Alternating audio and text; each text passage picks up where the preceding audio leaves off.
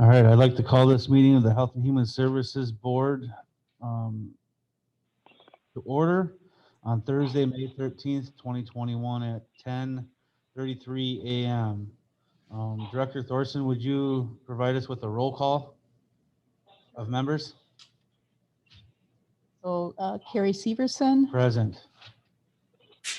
Diane Cox, Present. Van Nelson, Here. Dr. Jerry Barris, Cindy Chicker, Ingrid Glassbrenner. So, Mr. Chair, all are present except for Ingrid Glassbrenner at this moment. So we do have a quorum. With that, I'll move on to agenda item number 2, approve agenda and posting. Was the meeting properly posted? Yes, it was. Wonderful. Then I would entertain a motion to go ahead and approve our 20-point agenda. I so move. We got a motion by Cindy Chicker, seconded by Dr. Barris. Second. Is there any more further questions or discussion on the agenda? Hearing none, all those in favor signify by saying aye. Aye. Aye. Those opposed say nay. Motion carried. I'd like to reflect that Ingrid Glassbrenner is now present in the room. And we'll move on to agenda item number 3, approve our April 8th, 2021 Health and Human Services Board minutes. Are there any additions or corrections? Chair, I think agenda item number 19, we will not have on the agenda. I was waiting for some information from another committee and we did not receive that. Okay, that's fine. Is there any additions or corrections to the minutes? Hearing none, I'll declare that those be approved. So before we go into citizen comments, we do have these microphones in front of us. There's a little button on there that you would press if you want to talk. Make sure that your mouth is kind of fairly close to the microphone. And the reason for that is so the people that are online listening can be able to hear what we are saying. Otherwise, you're not going to be able to be heard very well. So if we can all practice that, and then when you're done, just make sure that the microphone is clicked off so we're not getting any more feedback. So we would move on to agenda item number 4, citizen comments. Is there any citizen comments? Are there any citizen comments?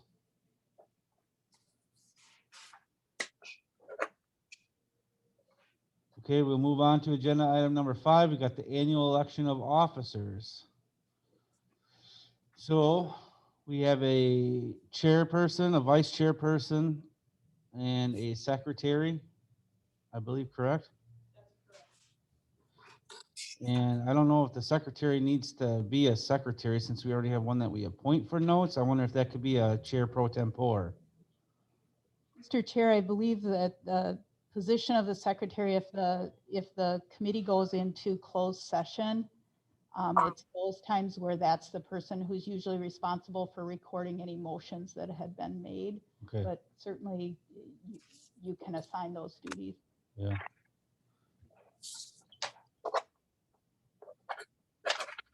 What is the committee's wishes? Are there any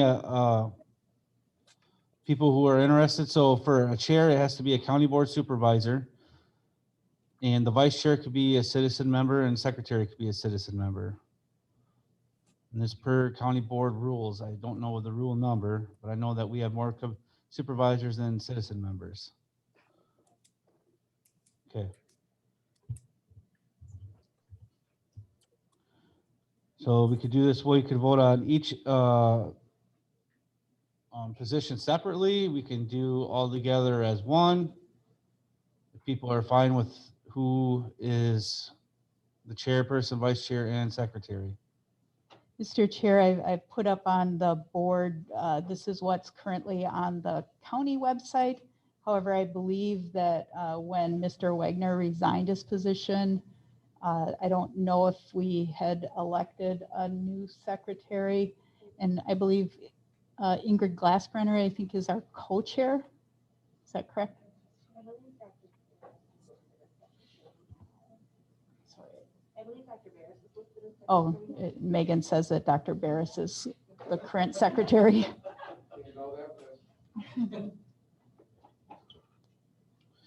Also, the secretary's duties would also be to chair the meeting in the absence of the chair and vice chair. I'll nominate Carrie as chair. So we open the floor to nominations, and Ingrid Glassbrenner nominated Carrie Severson as chair of the Health and Human Services Board. Is there a second? Second. Seconded by Dr. Barris. Are there any other nominations for chairperson of the Health and Human Services Board? Are there any other nominations for chair of the Health and Human Services Board? Are there any other nominations for chair of the Health and Human Services Board? I move the nominations be closed in unanimous ballot for Mr. Severson.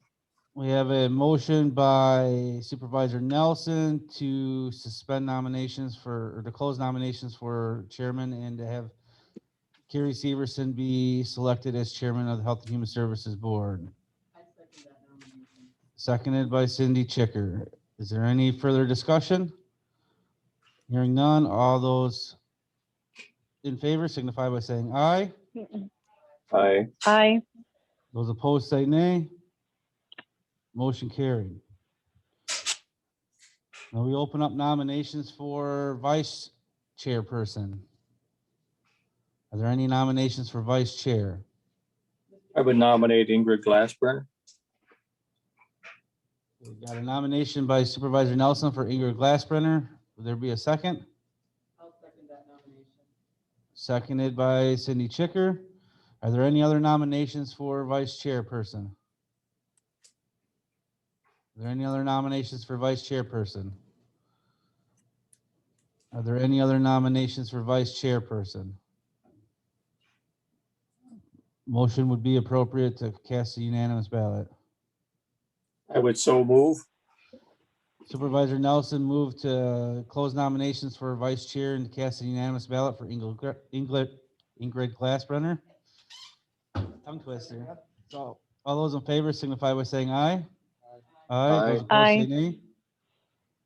All right, motion carried. And we have the position of secretary. Open nominations for secretary.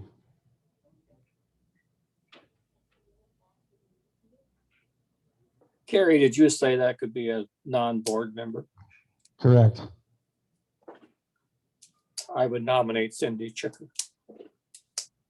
So we have a nomination for Cindy Chicker as secretary of the Health and Human Services Board. Is there any other nomination? Actually, is there a second for that nomination?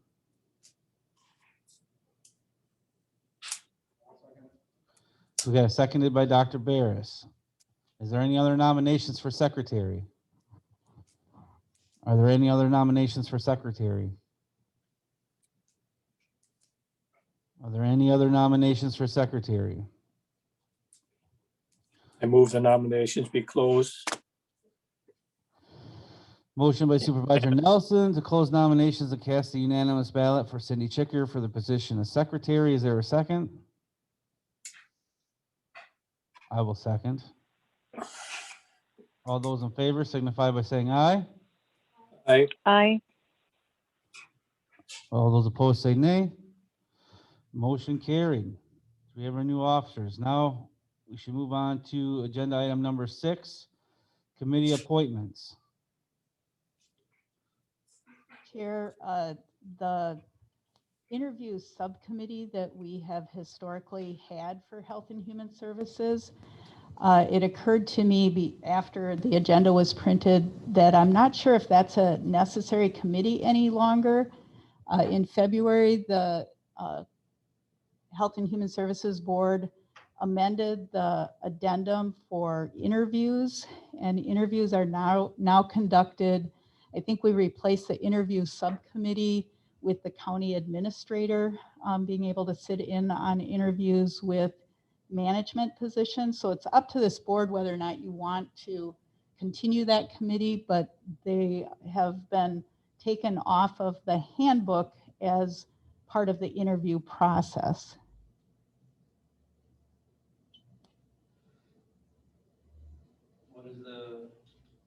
What is the committee's wishes? Do you want this to be like a formal thing where we kind of just go there as a courtesy? I guess not a formal, but as a courtesy? How many people were on that interview subcommittee? I believe we nominated 2 or 3 people, but then by default, everybody else was an alternate because it was oftentimes hard to get people on short notice to sit in on interviews. I mean, I'm not opposed to having somebody when it's a management position, to have somebody sitting in on the interview. I don't know if we need to actually specify who that is. What do you guys think? Or we can strike it altogether. I agree with that. I think as far as a management position, I think it would be nice as a courtesy to at least have somebody sitting on there from the board anyway. Let's keep this a little bit more informed. I know law enforcement committee has their own process when they're hiring deputies and any such people, so. Do you think it needs to be formal, or is it just say whoever is available?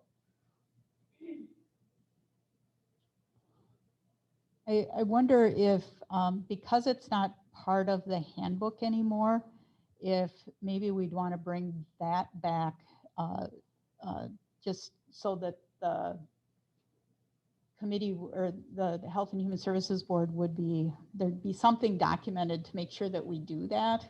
I think right now it's really changed so that the Health and Human Services Board is not a part of the process anymore. I've got it up here, kind of what the language says. Is that, so the appropriate supervisor and or designee, is that to cover that? Would that include someone from the board? It certainly could. And I guess, what I would say is, as long as that's our history, that we just keep doing it.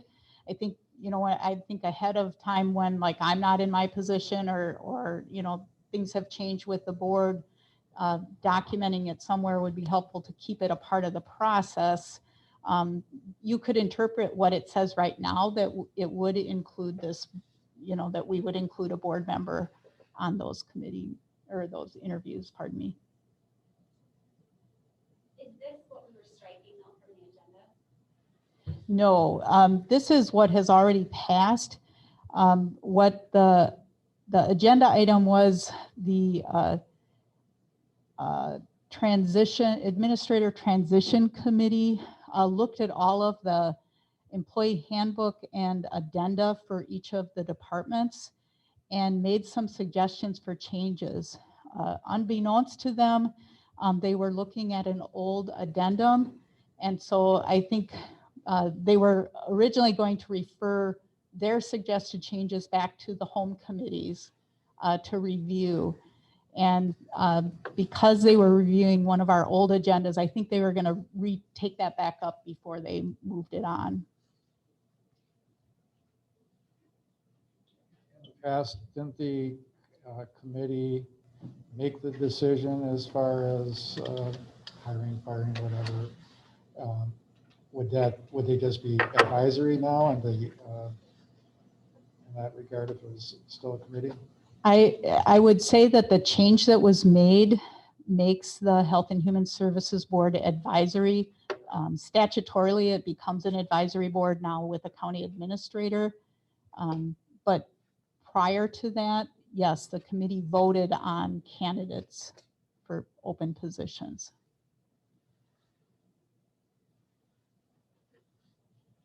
I think it would be a good idea to have it in the language there somewhere that there would be a representative from our board at these for a management position interview. So Mr. Chair, I think that probably should just be put on the next agenda, and we can come with maybe a draft language that the committee could review and then decide if you want to revise it or use that language. That would work for me. Do we need to make a motion then to strike that particular appointment from this, or we just don't take action? I don't think we need to take action on it. Okay. So we had appointment of Comprehensive Community Services Coordination Committee representative. Mr. Chair, I believe Van Nelson is currently the representative from the Health and Human Services Board. Van, is this the one that you said that you like to be on?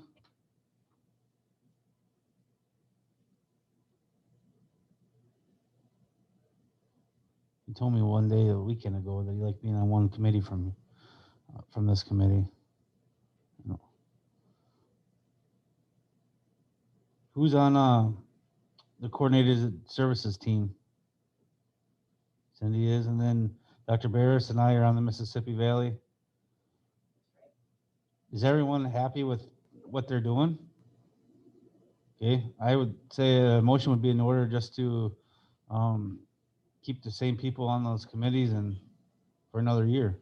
I'll make that motion. So we got a motion by Ingrid Glassbrenner to keep the same Health and Human Services Board members on those subcommittees. And do we have a second? Second. Seconded by Van. Is there any further discussion? Anybody else have any concerns? Want to step into a different role? Okay. All those in favor signify by saying aye. Aye. Those opposed say nay. Motion carried. Agenda item number 7 is our director's report.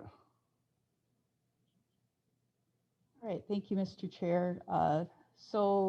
We reopened the Community Services Building to the public this week ago from Monday.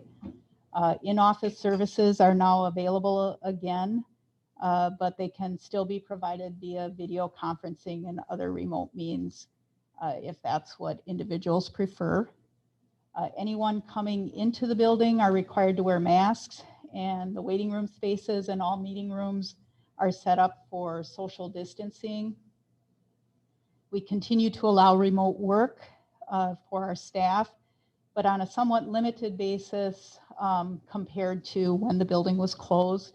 We're looking at how to incorporate remote work into how we continue to operate in the future. It's a benefit where we found that staff are productive, and it's adds some flexibility to what we're able to offer to our staff. And if you can see across the street from here, you know that the roof replacement of the Community Services Building has begun. They started April 19th. It has been quite noisy in the building from time to time. We did have an issue with the roofers tumbling the full bundles of insulation across the roof. And that caused enough vibration that some of the interior light deflectors dislodged and fell. Some of them broke. Fortunately, no one was struck by any of these, but our custodian did take down the rest in order to prevent further issues. And the contractors were directed to stop tumbling the bundles across the roof. They didn't have the correct equipment up there that they were supposed to have to move the bundles. So we haven't had any more issues with that. In the ADRC transportation program completed its 5-year Department of Transportation site compliance review this past Tuesday. This involved a detailed review of the program by both federal and state officials. It was done via Zoom so that no one had to travel for it. The reviewer was very complimentary of the program and especially of the training program that we have for our drivers. The ADRC has started hosting listening sessions to prepare for the county's 3-year aging plan. Sessions have been held in person and via Zoom, including one in Lone Rock Library, one with the Ministerial Association, and one with the Commission on Aging and Disability Board. The ADRC will continue to hold listening sessions through mid-June, and we'll start working on writing the plan after that. So some of the input that we've received so far includes need for broadband expansion across the county, need for a grocery store in town in Richland Center, need for a meal site in Lone Rock, The need to establish like a friendly callers network to check in on homebound individuals, and the increased need for caregiver supports. In behavioral health, one of our therapists, Julie Bollinger-Jones, was awarded a grant for a 12-week training on adoption competency, which focuses on therapeutic work with youth transition to adoptive homes. This will add to Julie's many specialties in her work with youth. All of our behavioral health staff completed a training funded by the Regional Youth Crisis Grant on gender, sexual orientation, and identity concerns with youth in crisis. With our Children and Youth Services Unit, with the continued increase in abuse and neglect reports, our child and youth staff have been very busy intervening to protect children, including having to remove some children from parental homes and either placing them with other family or in foster care. Increased abuse and neglect reports have been seen across the state. In April, there was a noted rise. That also happens to be when many schools reopened and children were having more contact with mandated reporters. May is National Foster Care Appreciation Month, so if you know any foster parents, please let them know how appreciated they are. With economic support, the programs continue to operate with more relaxed requirements for food share, Badger Care, and Medicaid because of the public health emergency. Open enrollment for the federally facilitated marketplace for health insurance goes until May 15th. Individuals interested can still visit healthcare.gov to apply. The Wisconsin Home Energy Assistance Program, or WEAP, has assisted 703 households with heating and electric bills, 100 households with crisis assistance, and 30 households with furnace repairs or replacements. The Southwest CAP has assisted 19 Richland County households under the new Wisconsin Emergency Rental Assistance Program with their rent, and a new emergency broadband benefit that assists low-income Americans who have struggled to access internet services during the pandemic. Those eligible can receive a discount of up to $50 a month or $75 a month on tribal land. It's paid directly to the internet service provider on behalf of the household. Additionally, households may qualify for an additional stipend of $100 off of the purchase of a computer, a laptop, or a tablet if their provider offers that benefit. Individuals will be able to apply in various ways, but the preferred method is by contacting their provider directly, and if the provider is to learn if the provider is a participating provider. I don't know if all of our providers in the area are, but I know that Charter, being one of the major ones, is one of those. And that's all for my report. If there's any questions. Does anyone have any questions for Tracy? Thank you, Tracy, for your report. Move on to agenda item number 8, Rose Kohut with her public health report. Good morning. Yes, in public health, we continue to perform contact tracing and also are very actively working at providing COVID-19 vaccines in the community. And as of this past Monday, we had provided 3,574 dosages of COVID-19 vaccine. That's through public health efforts on their own. We do not have the data that was inputted yet for those who received vaccines yesterday.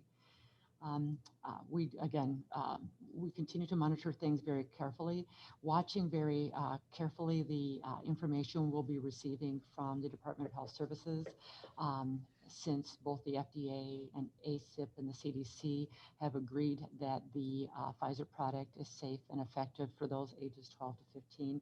So I'm awaiting additional guidance so that we can begin the process of offering that particular vaccine to the 12 to 15-year-old age groups. We're in the process of surveying, different schools to see if there's interest in the vaccine so that we can kind of identify the numbers of individuals who may be willing to receive it so that we can begin gearing up for that process. Our cases are a bit lower. Sometimes the numbers that we see with the Department of Health Services data are slightly skewed, and here's why. When we receive information that a person has been tested via PCR testing, we consider that confirmatory, and there's no question regarding the status of that particular disease category. However, if a person has a positive antigen test or a rapid test, while that particular, if that's the only type of lab testing that we see, while the state does not consider it confirmed, it's considered probable, and but we still approach it in the very same way. So the work on behalf of public health remains the same regardless of the particular type of testing that has been performed. If we do see a possible reinfection, again, we treat those just as we would any other type of confirmed case with the full contact tracing, the isolation and quarantine recommendations. However, the status of that is also considered a probable. So there is some skewing of maybe the numbers that we'd see from DHS. So internally, the work may be higher, or there may be more work occurring on behalf of some of the testing that occurs regardless of the numbers that you see. So I just want to make sure folks are aware of that. I will transition to nutrition as that is part of our public health program as well.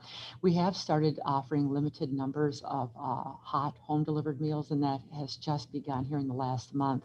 We continue with what we call grab and go, so folks have the option of going directly to the campus so they can pick up a meal that is hot and freshly prepared for them. However, there's as much, the least amount of contact as possible. We're also continuing to provide bulk frozen meals for those that have the capacity to store them and can benefit from that particular option. And finally, we are looking at reopening senior dining sites, and we have been discussing that for quite some time, doing on-site visits just to ensure that we can safely begin that process as soon as we possibly can, so that we can do our best to kind of help bring folks together, however, in the safest manner possible. Thank you, Rose. Are there any other questions for Rose? Comments, concerns? Dr. Barris? Yeah, just a question, Rose. If somebody has a positive, what it's called screening antigen test, then are they automatically given a PCR confirmatory test, or can It's they opt out? recommended. It's recommended, but they can opt out if they would like It's to. up to the person to get it, and it's also up to, depending on where it was given.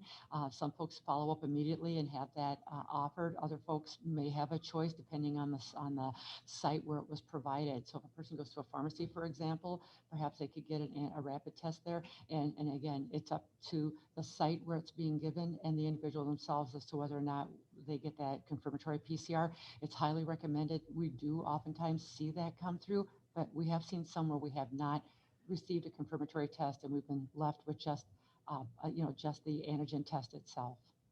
Will the state then track that and remove them as a probable and put it as a positive, or does anybody really keep If track it's of that? PCR confirmed, yes, and it comes So back they'll remove positive, them then then we as a- would have a change in the status of that particular type of disease. Again, unless it's a reinfection, then that would be looked at differently. Are there any other comments, questions, or concerns for our health officer? Thank you. Let's move on next to our next agenda item, which is number 9, requiring masks in county-owned buildings. I believe that this was a recommendation from the Finance and Personnel Committee to have the Board of Health, which that's what we are, discuss whether we should have mask mandates in county-owned buildings. So at this time, I guess I'll let Tracy do the background of this, a formal background, and then we'll open it up for discussion. Thank you, Mr. Chair. I think you actually covered it very well, that this was brought to the Finance and Personnel Committee last week, I believe. And because this is the Board of Health that they felt that this should come to this committee. So the request is to consider whether or not there should be a mask mandate implemented for all county-owned buildings. I'll pass it on to our health officer, Rose, to speak a little bit about her recommendations related to this issue. And as the health officer, I would strongly recommend that there be a masking requirement or the use of face coverings in county-owned buildings. And the reason for that, you can see in the resolution and also some of the information that has been provided to support that opinion. The science tells us that right now in Wisconsin, disease activity is high. We know that all 4 variants of concerns have been identified in the state, and variants of concern have the ability to spread more effectively through populations. They can also be, again, the virulence is higher, as can be the mortality rate. The potential exists for that as well. We know that the vaccines that have been provided, science is telling us that there may be efficacy for those vaccines with those variants. However, we do not know because, again, we haven't had as much time to adequately study the impact of variants on individuals who have received vaccines. Of course, we have to look at all the different types of vaccines that have been provided, plus we need to look at all the scenarios, such as the age ranges and any type of those that have coexisting or pre-existing illnesses to see how well that vaccine may provide adequate coverage against those variants as well. We know as well that despite the efforts of all the vaccinators here in the state of Wisconsin, the ability to achieve community immunity, or what we usually refer to as herd immunity, has not yet occurred. The 70% number or threshold has been provided to us by the state through different sources. I've seen that written, I've seen it in publications. However, based upon the data that we had available as of May 11th, in the state of Wisconsin, 44.5% of individuals have received at least one dosage of a COVID-containing vaccine, and 37.6% of those here in the state of Wisconsin, and again, these are only eligible folks, have received have completed the series, so 37.6%. In Richland County, we have been notified that the variant called P1, which is of Brazilian origin, has been identified locally. We know too that our vaccination rates are also less than optimal as far as achieving community-wide protection. As of May 11th, in Richland County, 44.2% of individuals who are eligible had received at least one dosage of the vaccine, and an even 39% had completed the series. We do see that that the higher percentiles of individuals, or those who are in the older age group, and I'll be honest with you, they tend to accept vaccines a bit more readily. And we also understand that they were made eligible earlier on in the process, so they've had a longer period of time in which to take advantage of the vaccine opportunity. We are aware that even though we know approval has been forthcoming from the FDA and then ACIP and the CDC, as of today, those who are aged 12 to 15 have not become eligible to receive the vaccine. And in the 2 weeks prior in the last couple weeks of April into early May, a large proportion of those who were positive with COVID-19 were identified in those between the ages of 14 and 17. So they remain at risk, as do children who are younger and do not have the option of receiving a vaccine. So there are definitely concerns both statewide and locally that would promote the use of a safe and effective mitigation strategy such as mask wearing. And we know that when it's used consistently and correctly, it does offer one of the highest levels of protection. And again, we would like to combine it with other mitigation strategies. However, mask wearing is a very important strategy, and I would recommend that we here in Richland County consider that mandate in county-owned buildings to allow the safe provision of services to our clients, while again maintaining the safety of staff and keeping folks on the job. As we try to reopen our economy, we want to do it in the safest manner possible. Yes, Mr. Chair, I would also add that at the Community Services Building where Health and Human Services is located, we have all along had a requirement to wear masks coming into the building. So that currently exists for our building. Mr. Chair, I guess I'm kind of piggybacking on that. I am kind of astonished that it hasn't been a mandate in all county-owned buildings up to this point. I mean, it's almost unthinkable. Okay. At the time, Governor Evers had an order, correct? And you were able to either follow that order or not follow that order. How'd that work?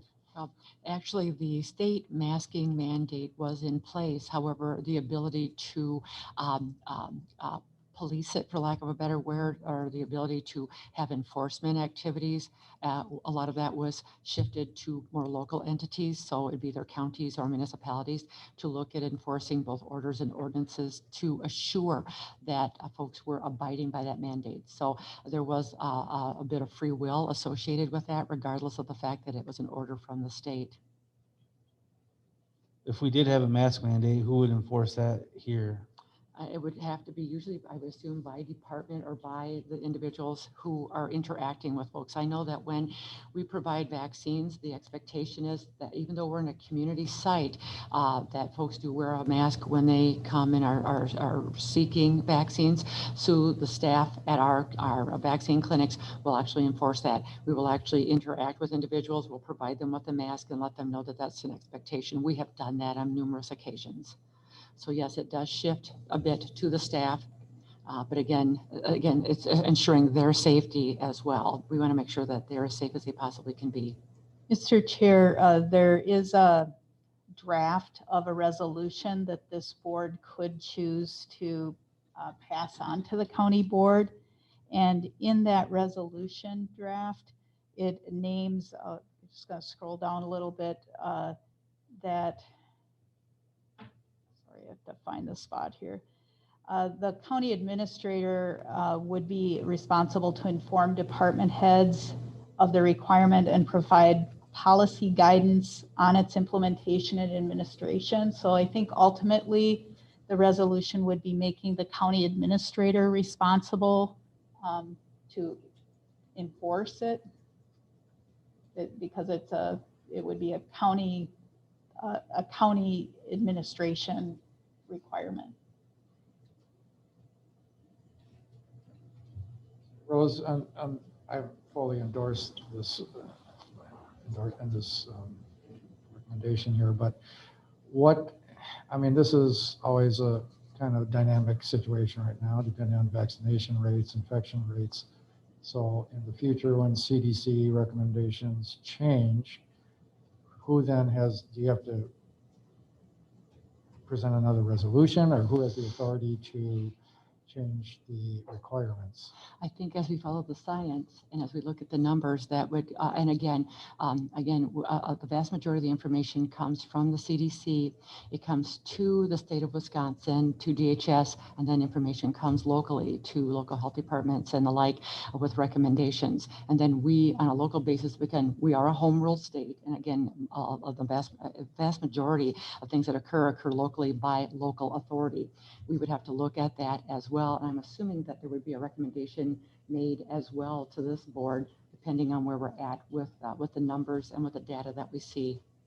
I believe that's right. Administratively speaking, if the county board passes this resolution, they would have to also decide to rescind it or pass a second resolution that takes it away. So it would have to go back to county board. The way it's written currently, I guess it could be written differently to give some authority to the county administrator, perhaps in consultation with the health officer or the Board of Health, to determine when it's no longer necessary. Who actually presented this to the Finance and Personnel Committee to begin with? Is this something from the health department, or how did they get there? Supervisor Gentis. Who? Supervisor Gentis, Linda Gentis. Is there, do we, in the future when things change, is that up to a supervisor then to present it, or is? It should be up to us as the should health be up to- board. I would think, yeah, so are we She gonna, just wanted to, do we need to review this? Or, I mean, you keep up with this almost on a daily basis, so is that something that you're gonna make a recommendation in the future? Could I ask, do you guys, are you aware of how many of the county-owned buildings are currently requiring masks at this time already? I'm afraid I don't know. I believe here in the courthouse, it was department by department in making a decision about whether or not to make it a mandate. So I am afraid I don't have that information. Well, I know that according to our county emergency plan, we as the supervisors and in public meetings are already required to wear masks. And as far as I know, there's nothing prohibiting any department from personally requiring that. I guess I have some questions here because my concern is that because this would only affect, and it was even said at Finance and Personnel, this would be very difficult to enforce this, for example, in public gatherings outside. So we would be looking at simply putting a mandate in writing for county-owned buildings. And so my concern is because that's such a small percentage of our entire county, that the concern might be that it's a political statement versus a medical statement. Because if you are, I don't know if you've noticed, but there's a lot of businesses and other things that are currently lifting this right now. And so I guess I have some questions. When you say that the state data, that it remains in Wisconsin at a high level, what is considered a high level? Because when I look at the statistics, we are continuing to trend, it appears, downward. So I guess could you explain, I want to look at data, you mentioned this in data, but the only data that I specifically see in numbers is the vaccination rate.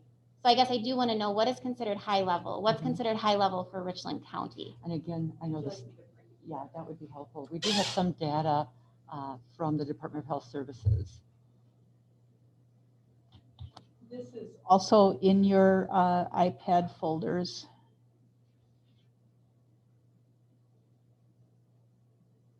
Bear with me 1 second, I apologize. is it under the COVID-19 statistics? Yes. And is that from the website? That's the Richland County COVID statistics? That's one? 'Cause correct. I think that's what I had been looking at. Okay. This is compiled slightly differently just to try to compress some of the information. So you had asked about what is considered high and moderate. I can move on to that page, and that comes from DHS, the Department of Health Services. So here, this just shows the last 14 days going from May 12th backwards. 68 individuals had been tested. I'm There sorry, were- are we able to move the pictures so we can see the Are most you current able data? to help with that, John? Thank you. So 68 individuals were tested who are Richland County residents. There were 4 positives, so that's a 5.9% positive percentage. Today, this may have slightly changed, but there are currently 3 active cases as of yesterday. The number who have recovered, and there had been 1 additional hospitalization in the last week. So you can see that May, we had 3 cases so far this month in May. I'm going to just keep scrolling to get you to the other information. There's some demographic information here as well. So this is where the state is identifying the vaccines, which Rose just spoke to. I apologize for zipping through this. I'm trying to get to this slide here. So Richland County case activity, as of May 11th, it had been high. and It now it's just moving. shifted down to medium for cases. And I'll go just a little bit further down. So this is where the state identifies where our county is related to that. So that 22 cases per 100,000, it certainly had been significantly higher. At our highest points, it had been in the hundreds. So we are seeing some improvement. Does that get at what you're Yes, thank you. I guess my next question would be, when you're contact tracing, Have you had, I guess, what are the numbers of cases that have been linked to actually county-owned buildings? Has there been any outbreaks or links that you could trace to a county-owned building? Let me see here. I've got to think about recent, but also, I mean, when we were having 375 cases, there have been outbreaks in county-owned buildings. And in the last couple of months, have you noticed anything? It depends on how you look at what's considered positive.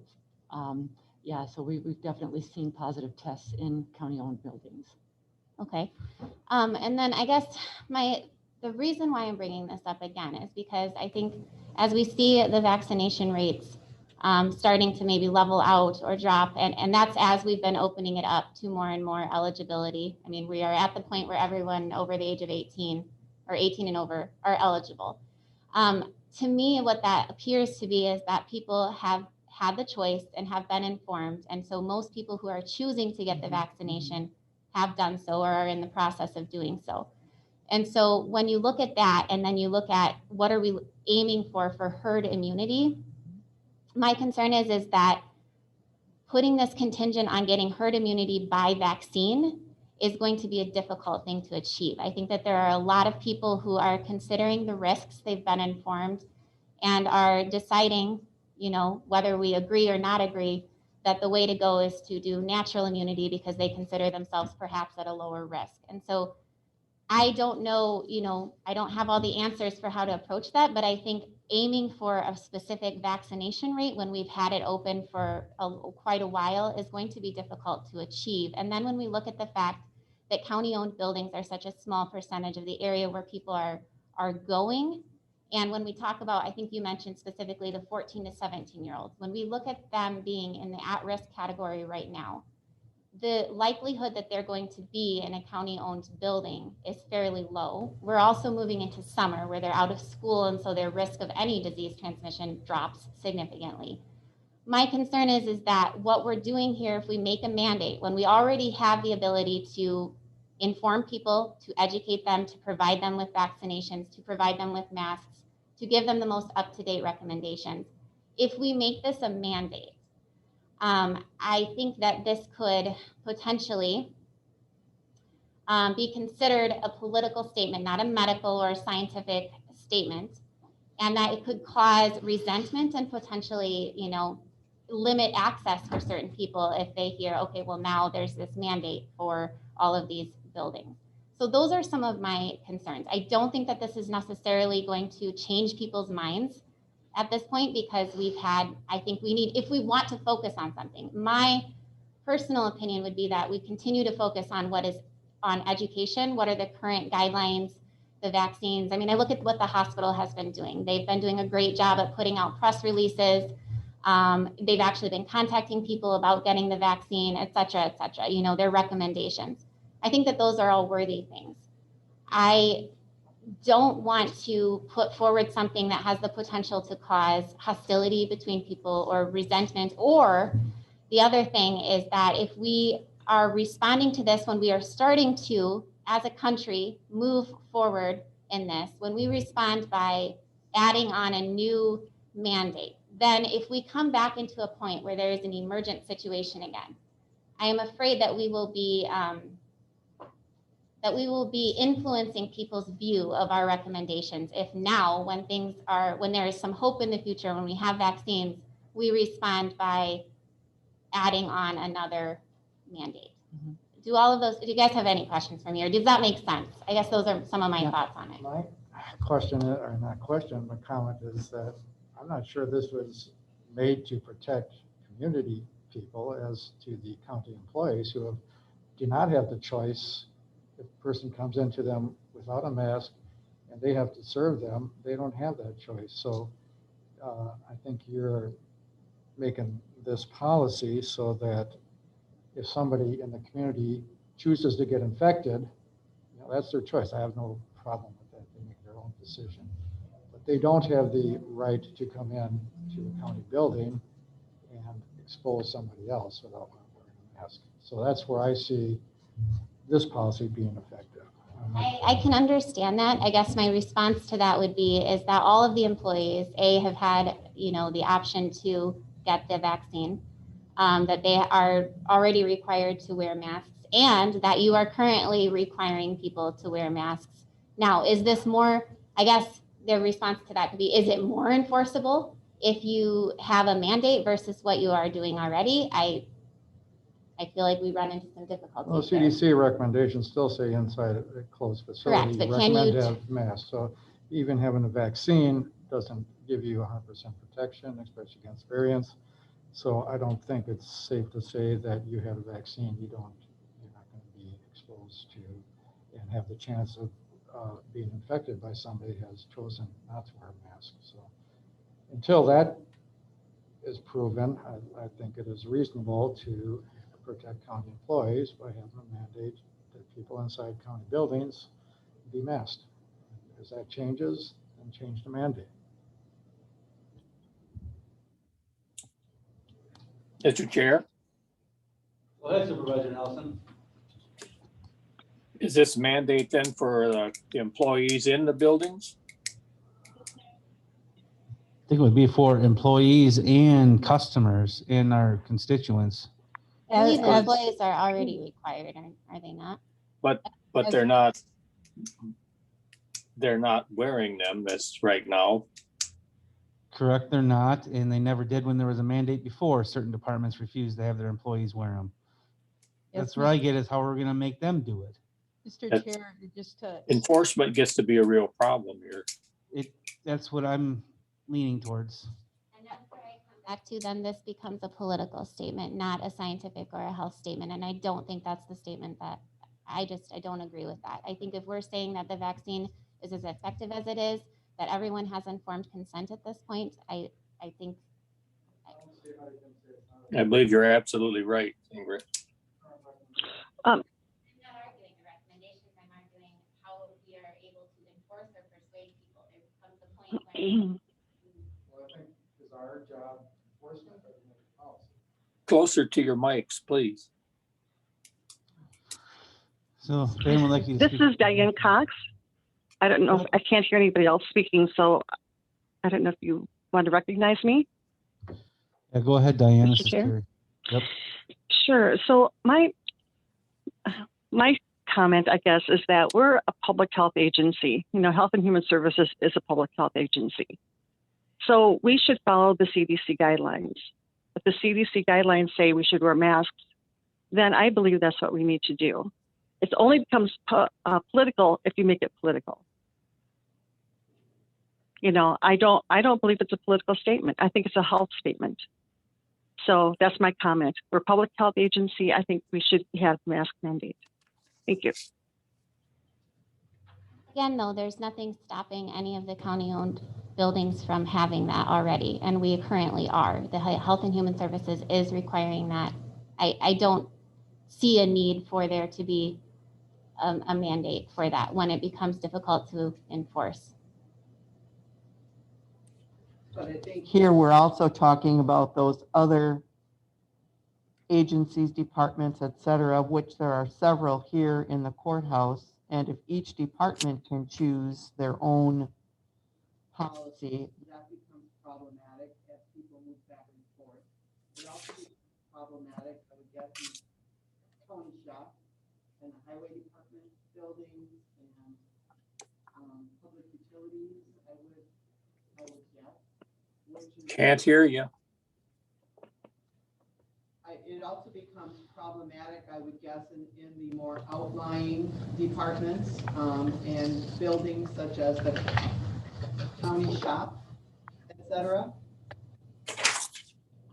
And not knowing, does anyone have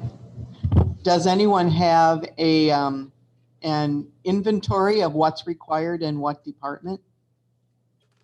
So we can actually, so someone knows what's what?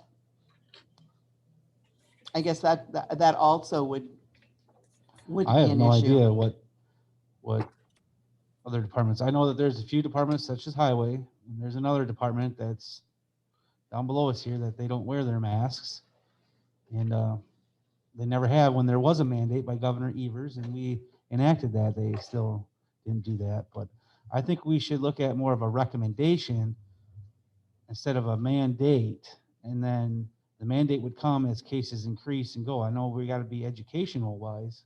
I think a recommendation in all county buildings and staff would be recommendation. And then I think when the time comes and we need to do a mandate, we need to enforce that, because I live on a busy highway here in Richland County, probably the busiest highway in Richland County.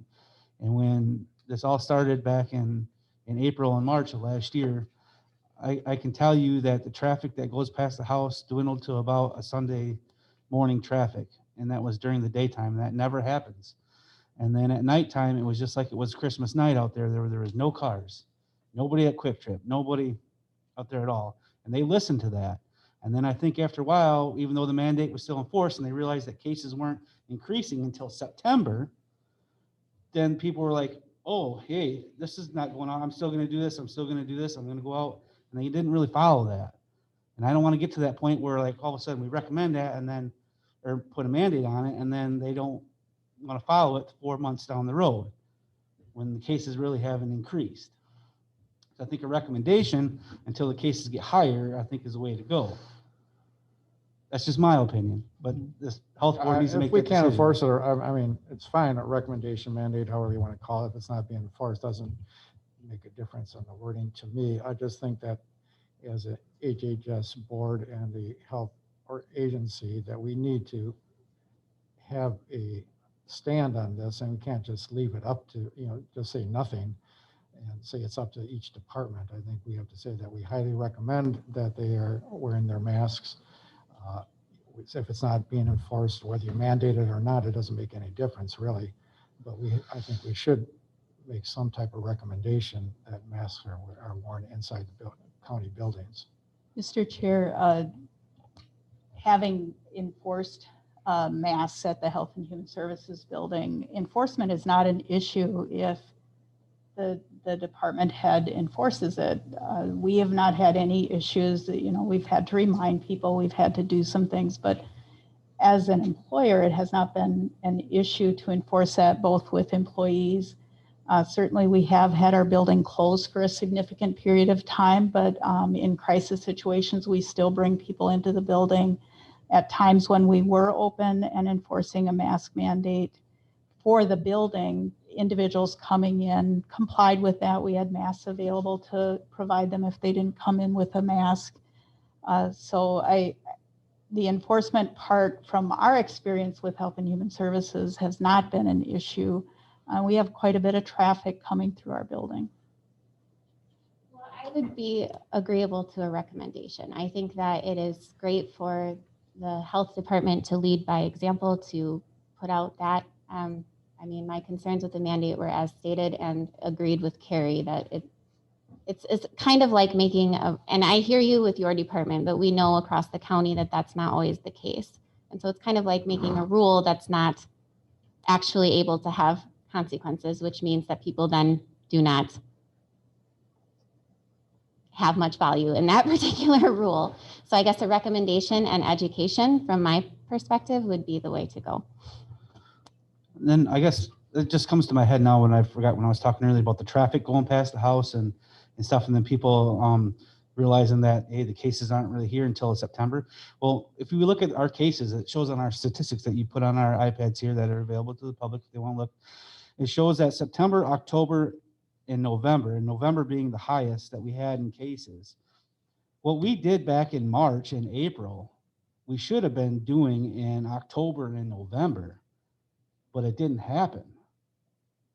And that's where I think we reacted too early on certain points and stuff, shutting businesses down, eating, but we gradually opened up throughout the summer and we never went back to doing that. And I think people were leery on that, so. Hi, this is Diane Cox again, if I may be recognized. Let's go ahead.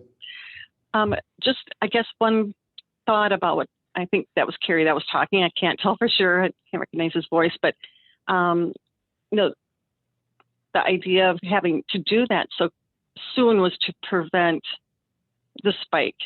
Yes, we had a spike, but it was much further out, and by protecting people up front, it helped to prevent that the spike that they were anticipating that would have overwhelm the hospitals at a time when no one was really prepared for this kind of a pandemic. So I think looking at our statistics showed that we did a great job in prevention.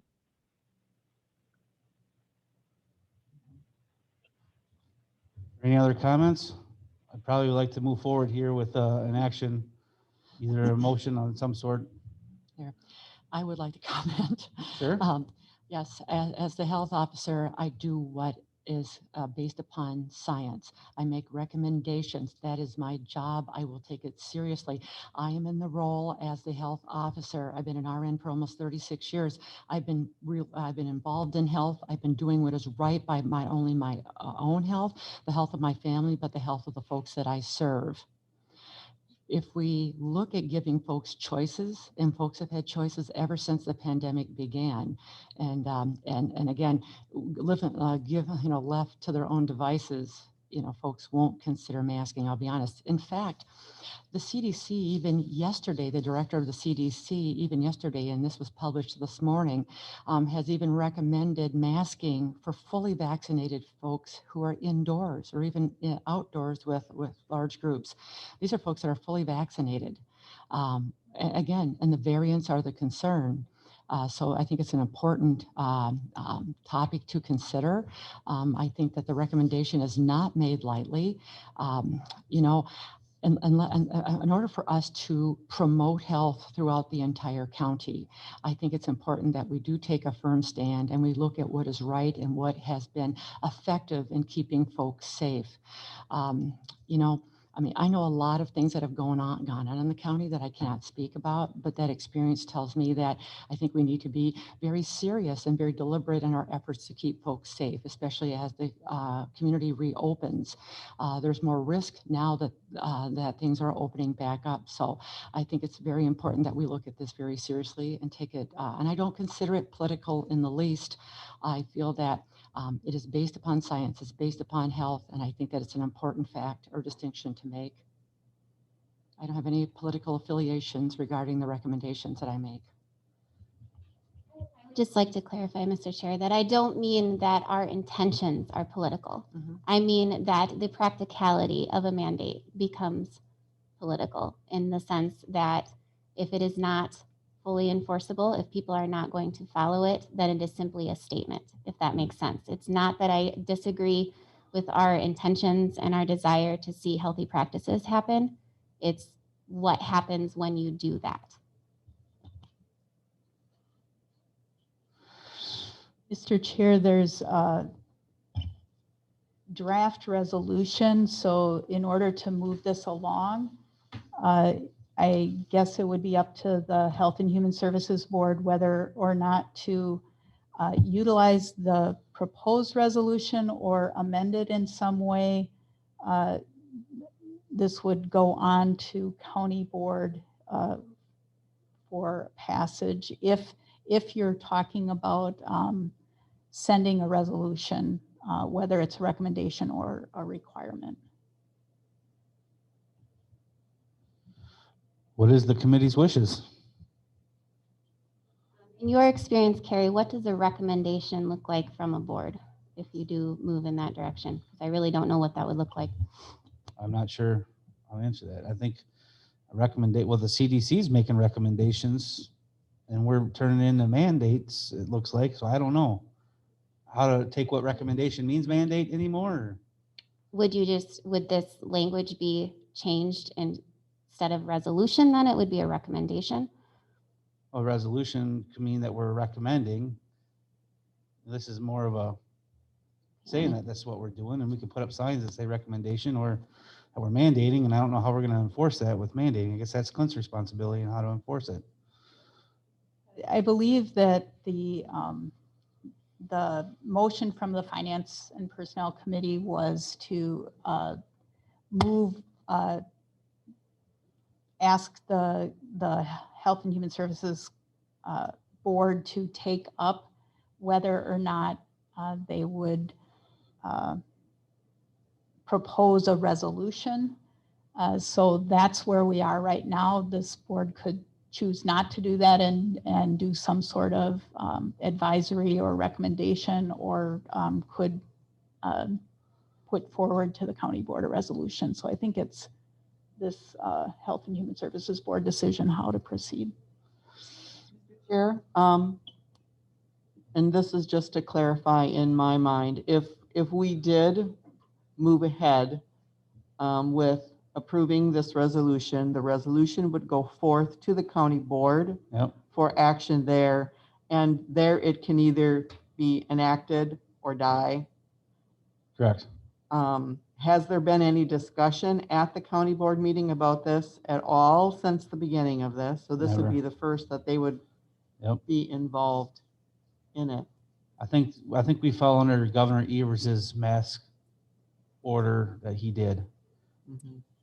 Correct? Mr. Chair, I Yeah, think what? that's correct. I think this was kind of brought forward to the Finance and Personnel Committee a few meetings back, and it was taken up on the last agenda. So it's been out there for a little while for the Finance and Personnel Committee, but I believe soon after the mask mandate was struck down.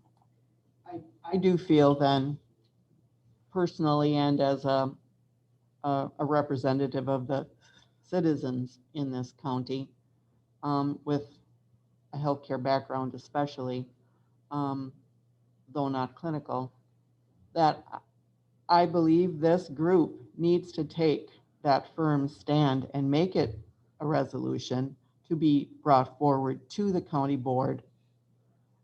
Because it appears to me in listening that, except for a few members of this group, we feel that this should have been done several months, if not a year ago. Although we were following the mask mandate by the governor of the state of Wisconsin, we should have at least given the county administrator and the department heads, whether they were for it or not, we should have given them this tool, this policy basically, that they could stand on without any fear of recrimination by the public or by employees, which is probably what has been happening here and there. Well, you can't make me, it's not a policy, etc. I believe we owe it to the citizens of the county and the healthcare providers within the county and state to just take a strong stand.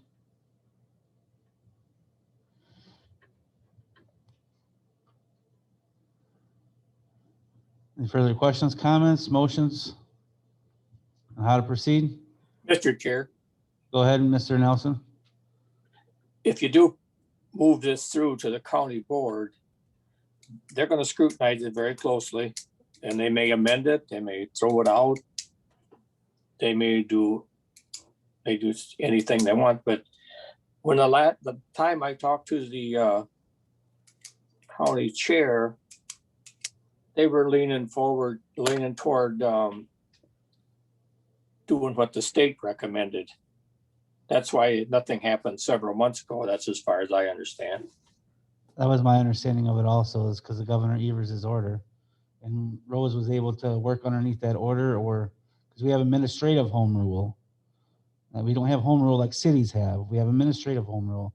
So we can only do what the state statutes grant us to do. And those executive orders allowed us to do something that you were able to enforce then. Enforcement's always very difficult Yeah. without having a document that says thou shalt have this ability. Great Dane County has had that ability, and they've been able to actually have citation authority. So there's a difference, but. That's why I feel that this group needs to go on record as being in favor of this type of policy within the buildings of the county. So I move that we go forward with the resolution as written to the county board. So we do have a motion on the floor by Cindy Chicker to bring a resolution requiring masks in county-owned buildings to the county board. That has already been. I'll second that. drafted. We got a second by Diane Cox. Is there any further discussion? I will just say that I still believe that we need to make this a recommendation, not a resolution. Okay, I'm sorry, I didn't hear what Ingrid said. I just said that I still think that we need to make this a recommendation, potentially looking at our language here before moving it on, rather than a resolution or mandate. But I don't think you can change it with the resolution in a second. You have to vote it down, right? And then, I'm not seconding, rec- I'm just discussion point. no, I second it. I second it. What I'm saying is, I believe because there's a motion and a second, you can't change that unless it's voted down, and then you can make the you can then make a motion. Now was the time Well, to make the amendment, not now after. you can make an amendment to the motion. But since it's a resolution, I wasn't necessarily recommending an amendment. I was Okay. simply, that was for point of discussion. I was just a procedural thing. When I was on city council, that's what we were always told. If there's a motion and a second, you can't change that unless it's voted down, and then you can change it to something else, to make a motion for something else. That was just my comment. It was just procedural. Well, that's not the same procedure the county uses. Is there any other discussions? Hearing none, all those in favor signify by saying aye. Aye. Those opposed say nay. Nay, Motion carries. Resolution passes.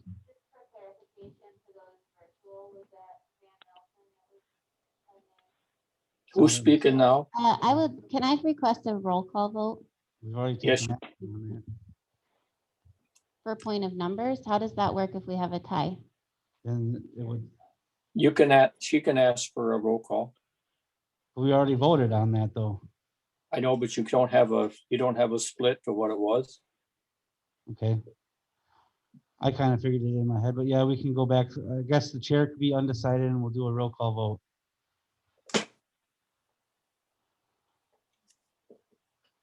So I'll run through the list.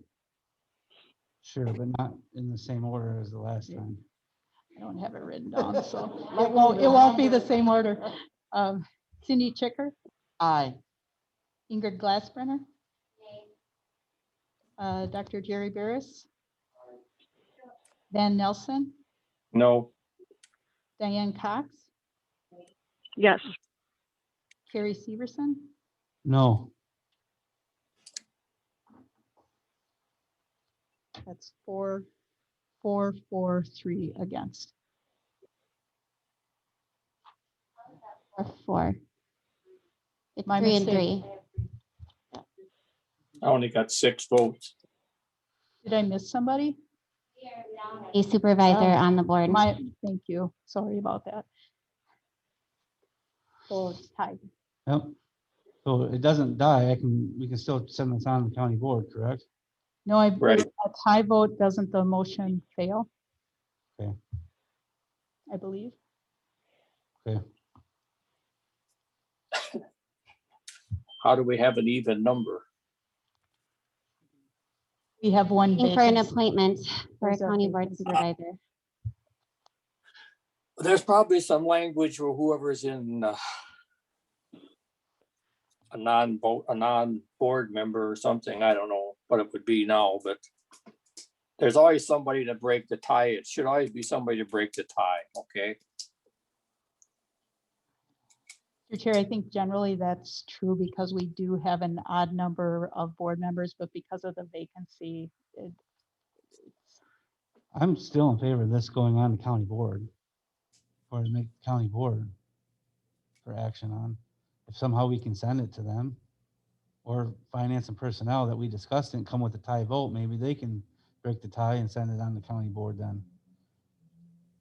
I'm not the parliamentarian, but I understand that a tie vote causes a motion to fail. So you could vote on it again, I guess. Someone who voted against it could bring it back up again, is That's my true. understanding, but it's. I think it can still go to county board somehow. We've discussed it here, but we could consult with the Corporation Council on how to bring Yeah. it forward. So is it this board's desire to pass this resolution on to the county board? Well, I think it was shot down, but I think the Yeah. resolution itself could go to the county board. I think the chair can have, Can we make a motion to make it a resolution that is a recommendation versus a mandate? Is that, do we have that ability, or do we have to only move on what is on you the can, agenda? I'm Yeah. still opening this floor up for discussion, so you could make a motion right now for a recommendation. So, I mean, that would be Yes, my motion you can do to that. amend the language to reflect that it's a recommendation And remove the words that say mandate. or required or wherever it's set. Okay. I Language don't, would be the know. difficulty for me. I don't know how. once the question's called for, I don't know if you can amend. No matter how it, I believe that you can bring a second motion to the table. Yeah. well, that could be, that's again different, but Yep. I believe that's what Ingrid's doing. So Supervisor Glassbrenner, I'm finding the language on here. So I believe if you want this in resolution form, you could amend, there you go. this particular resolution by changing the language. Richland County employees about Richland County shall recommend And employees to wear. there are two spots where the word required is included in the resolution.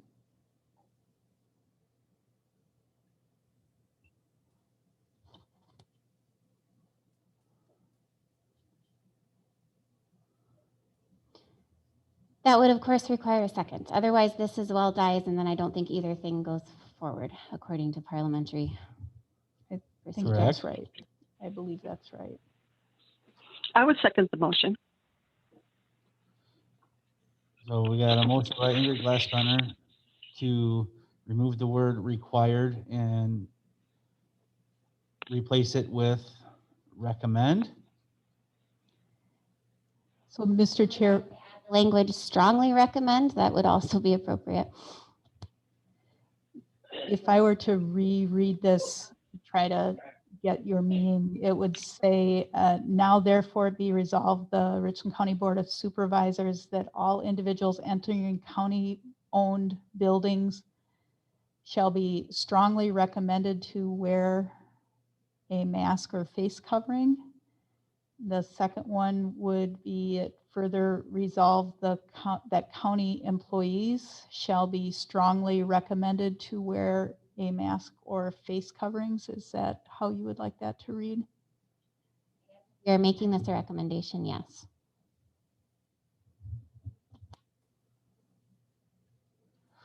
Is any different than what's going on right now? Initial point. So I don't know if we want anything stated or if we want to just continue as is and revisit this later. It's carried on as is. We're not making a statement whatsoever. We're just passively sitting The by. question on the floor had been, do we want to make some sort of statement on the part of the health department? So I guess in that sense, this would be a statement that we want to follow the recommended guidelines. So we have a motion on the floor and a second. We've been through discussion, and I'll call for a vote. Anybody want a roll call vote this time? Probably should. Okay. Ingrid wants a roll call vote. So just don't start with Cindy this time, start with somebody else. Ingrid Glassbrenner. Dr. Jerry Barris.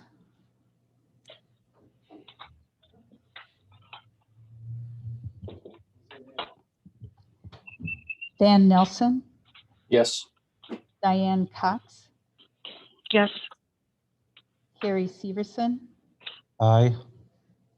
Cindy Chicker. So that would be, I believe that there were 2 against. So 3 in 4, favor, that- 3 in favor and 2 against. 4 in favor. 4 in favor. 4 in favor, 2 against. So that would pass. Okay. So the motion passes, which will be ending debate and talking about agenda item number 9. So we'll move on to agenda item number 10. Thank you, Robin, for waiting for us, but we have review Health and Human Services vouchers and approve them. All right, can everyone hear me? Yes, Perfect. I'll wait till Tracy grabs the board vouchers so you guys can, oh wait. We're different this time, so you guys, as long as you guys can see them up there, have your copies. I guess let me know if you're ready to proceed. I'll, Director one Thorson? moment. Robin, I'm trying to share the vouchers. I apologize. Okay, no problem. Tracy? Perfect.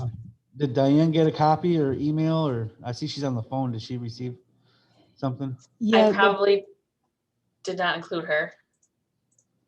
Okay.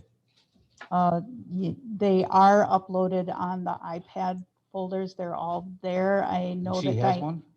I don't know that Diane has it in front of her because I understand she's out of town. So Well, that's fine. I just want to know if she was provided it before the Yes. meeting, all the materials that. all the was materials were uploaded. Everybody had them before. Right, we don't email board vouchers, so they were uploaded. Okay.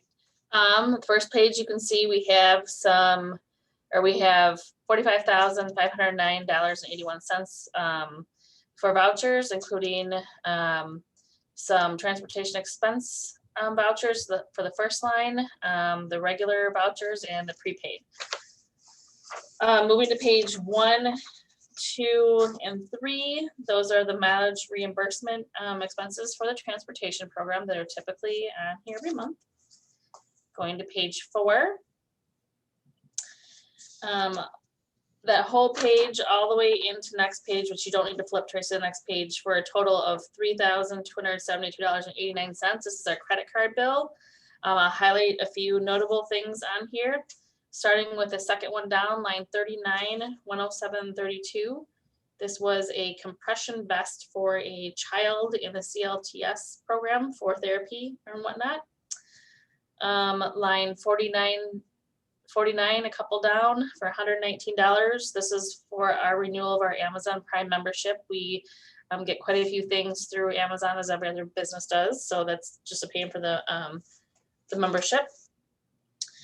Line number 72, 3 from the bottom, $161 or $60.91. This was for to restock some light bulbs. Moving to the next page, page 5, 2 on this page, the second one down, line 35. This is a treatment court conference. And number 1 at the very bottom, or almost to the bottom, for $330. This was for TB skin testings.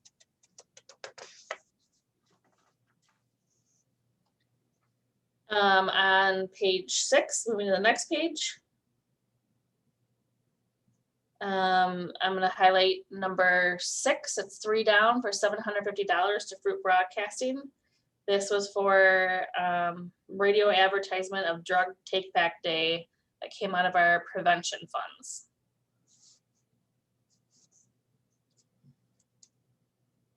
Line 8, so 3 up from the bottom. This was our quarterly billing for our environmental health services, which is Troy. We pay that 4 times a year, quarterly.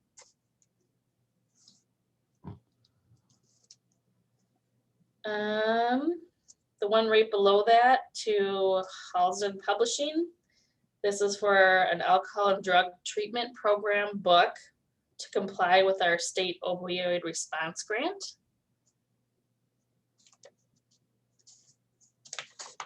And right below that, moving into the next page, for a total of $2,875.12. The first bill was for our smart nets, and the second bill was for a laptop for our person that is assisting us with our vaccine sites. That's actually being paid out of a pot of money we have for vaccine and COVID. So luckily we have that to support those services. Moving on to page 8. Right in the middle of the page, line 60. There's a couple line items for a total of $984.80. This is for the Meals on Wheels program. We need more trays and lids. Moving on to page 9. Second one down, line 20. This was through our transportation program. We needed to fix the door latch on a 2019 Ford. I don't know what it was, but it's 2019 Ford, something. At the bottom of page 23, line 23, 26, 27, into the next page. This is our monthly observer bill for a total of $1,414.43. This was many things this month. We had 5 positions: secretary, board member, an APS crisis position, mental health therapist, and a crisis position advertised, as well as a large ad in the paper for COVID. Thank you for wearing your mask and whatnot from public health. So moving to page 11, I will highlight the third one down, line 28. This was for our fire protection services. Moving to page, actually I'm skipping page 12, they're basic minimal expenses. Going to page 13, the prepaid vouchers, the only one I wanted to highlight as different is the Walmart bill for $79.85. And that was nutrition supplements for a client under the ADRC 3B funding. Otherwise, the rest are routine bills. Any questions on the vouchers?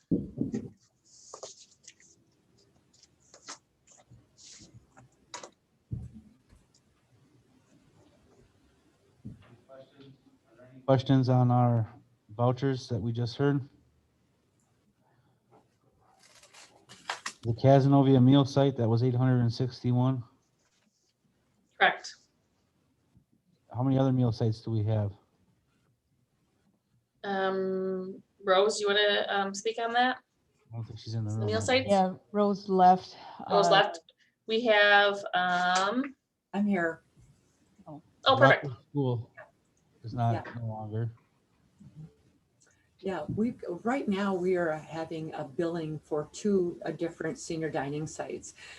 Because Rockbridge isn't open, they have the option of having frozen meals delivered. However, not many have partaken of that. So primarily, the 2 dining sites the 2 meal sites we're supporting right now are the Richland Center and the Germantown meal site. So that's where the billings are occurring right now. And then the city one was it was at the community center, but that's not open at this time, right? Right, that's Okay. correct. It's not an option right now. Everything is home delivered in some capacity, or some folks have the option of picking up meals at the campus on certain days. All right, is there any further questions? All right, would a motion would be appropriate to approve our vouchers, the 45,504 or 509, I think. I move that we approve the vouchers as presented. Cindy Chicker makes a motion to approve our vouchers as presented. Is there a second? I will second that motion. Any discussion? All those in favor signify by saying aye. Aye. Those opposed say nay. Motion carries. Committee members, please remember we don't have to email. I actually sent the paper to sign for those that are over the county health or in your county room.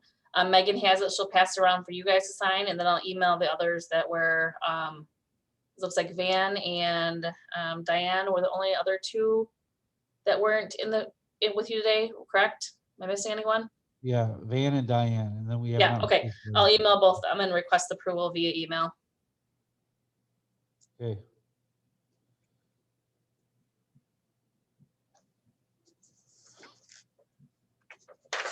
Our 2021 budget summary and Richland County placement report.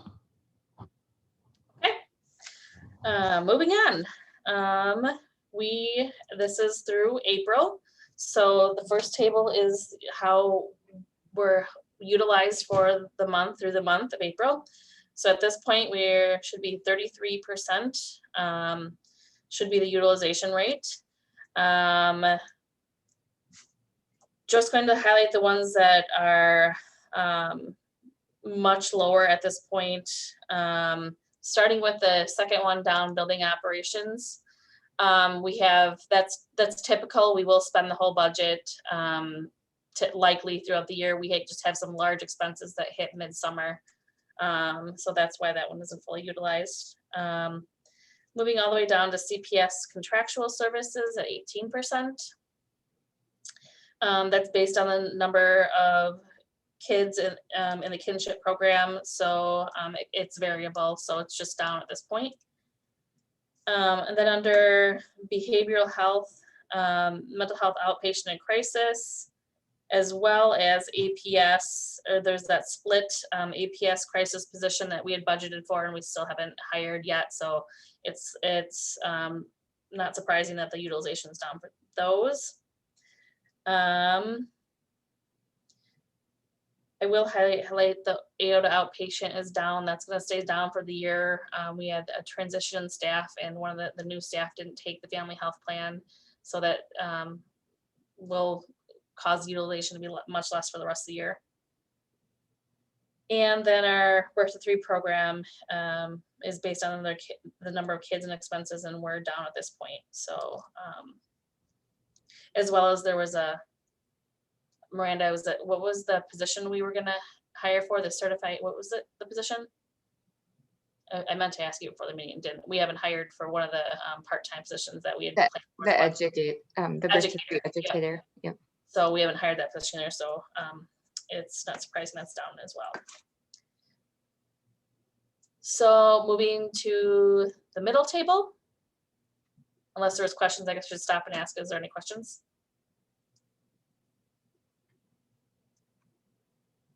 If not, I'll move on to the middle table. We are on track for this point in the year. Revenues of 2.2 million, expenses of almost 2.2. For a budget balance prior to the chargebacks of 15,427. And then after actually we have new people, Tracy, so I'll maybe explain the whole chargeback process again. So every year we get allocations from the Department of Health Services. And we submit expenses to receive a check each month for those allocations. And the state has a process to where they take our mental health institute, basically our Winnebago charges, right off those allocations that belong to Health and Human Services, and cut us a check for the difference. So we have developed a process in consultation with the clerk's office to put those charges back in the placement fund. So that's what, when I speak of the budget balance prior to chargebacks, that's what that is. And after we do the chargebacks to put those placements in the placement fund, that leaves us with a balance of $41,496. And then as you can see, just the anticipated balances of Fund 34 and 63 at this point. And pending no other questions, I'll move it forward to Tracy for the placement fund report.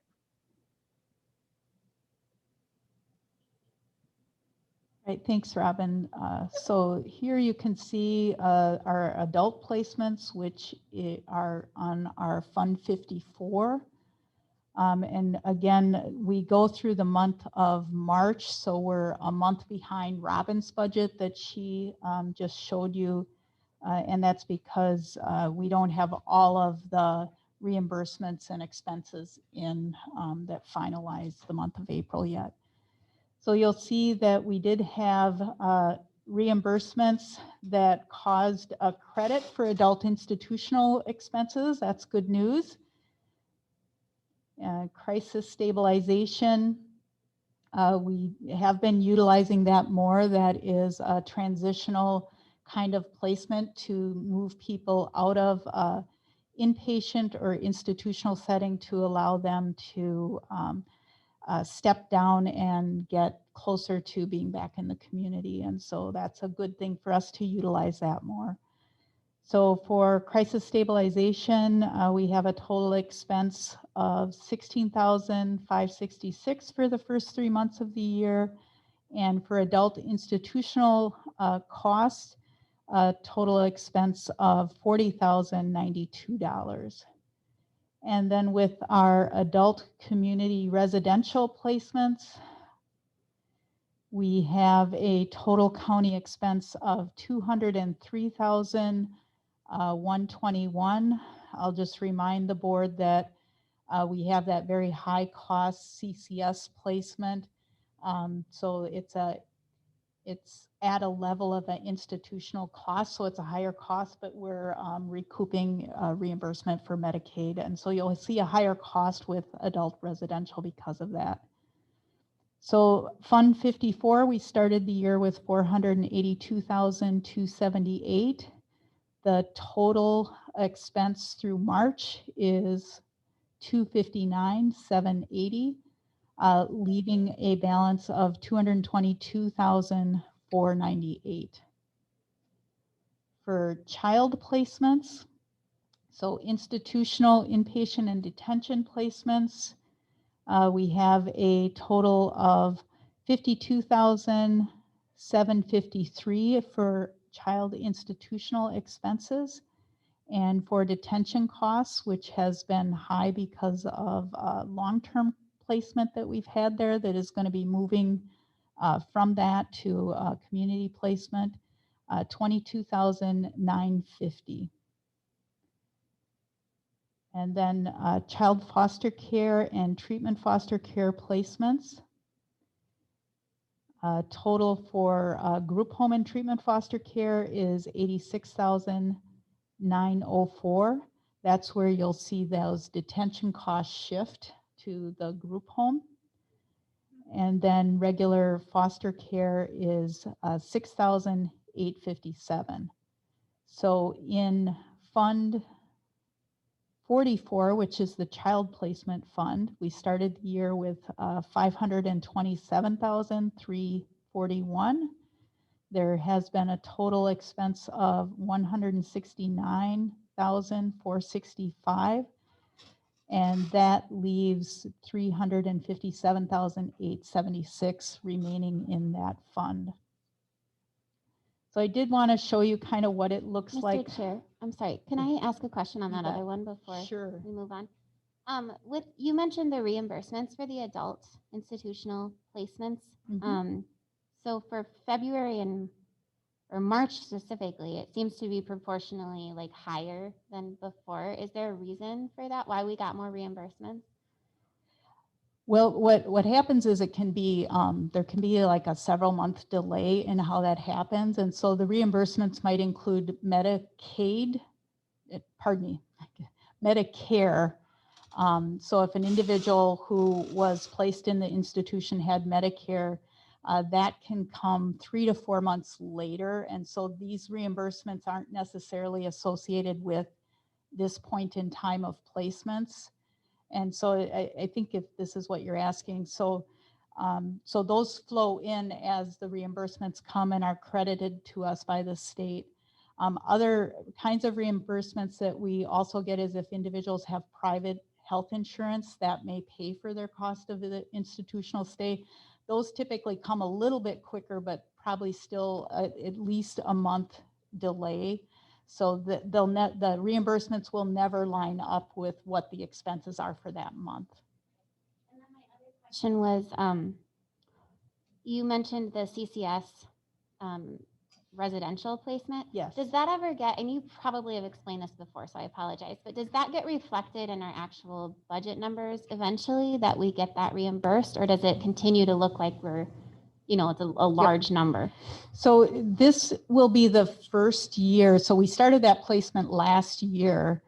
And so when we go through, you've heard me mention that term WMCR, that's that Wisconsin Medicaid cost reporting.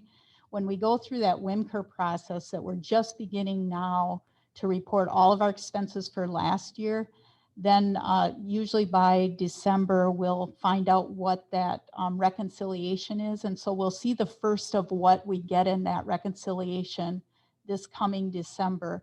And when we get that, that will be reflected on the placement report showing that reimbursement, because we'll shift it over to the placement funds rather than our Fund 56. But is that for 2020 or for 2021? So the cost reconciliation is always for the previous year. And so we get it the following year. So we won't be able to credit against last year. We credited against what expenses we incur this year. Okay. You're welcome. One of the things that we are looking at is when it might be appropriate to try to shift any of those CCS expenses back into our core budget. If we see that that reimbursement can be relied upon, it's easier just bookkeeping wise not to split between the funds as it is, but just with all of our placements, any reimbursements that come in, then we ask the clerk's office to credit it back to the placement funds. So just to give you a sense of what's happening over the years and on a month-to-month basis, this chart shows you the last 4 years, what the monthly expenses have looked like, and you can see how variable it is. So the dark blue is this year, 2021. We had some very high placement expenses in January, but they started to go down below what some of the historical monthly placements have been. There's not really depends on what's happening with individuals in our community and what their needs are. So if we see us kind of keep having lower placement costs, that'll be good. But as we know, they can jump right back up. If nothing changes with our current placement costs, if the trend continues, we only have 3 months here, so it's a little early to be expecting that this is going to be an accurate number. But if it continues through the end of the year, we would have a similar year as we had last year, and that would be $1,716,000 in placement expenses. That certainly is concerning because there is only $1,009,000 in the placement funds, and that is kind of how we ended last year. I do want to show you another chart that really just gives you a sense of the different placement types historically. So here on this first chart, the adult institutional placements, you can see that it was substantially higher in 2020. And the projection for 2021, if the current expenses continue, and know that we had 2 very low months so far this year, it would be significantly lower. But on the adult community placements, because of that high placement, it would be projected higher. So it's still comparable because we had pretty much the same amount in the institutional institutional expenses as we are projecting for the community. That crisis stabilization, you can see that we're utilizing it more. And so we are projecting higher costs there as well. And then with the children's placements, you can see what's happening with that. I should point out, so the child institutional and residential has stayed relatively the same over the years. Juvenile detention, you can see it's trending very high. But as I mentioned, that placement is moving to a community placement. So this is if the first 3 months were projected out for the entire 12 months, this will continue to come down as long as there aren't any new detention placements. Why was there not in 2019? We did not use juvenile detention at all that year. And then group home, again, group home is being utilized more, and you'll see that also go up because of the movement of that detention placement into a group home. Foster care has been relatively steady for the last couple of years. And I think that's everything on the charts to share with you. Are there any questions?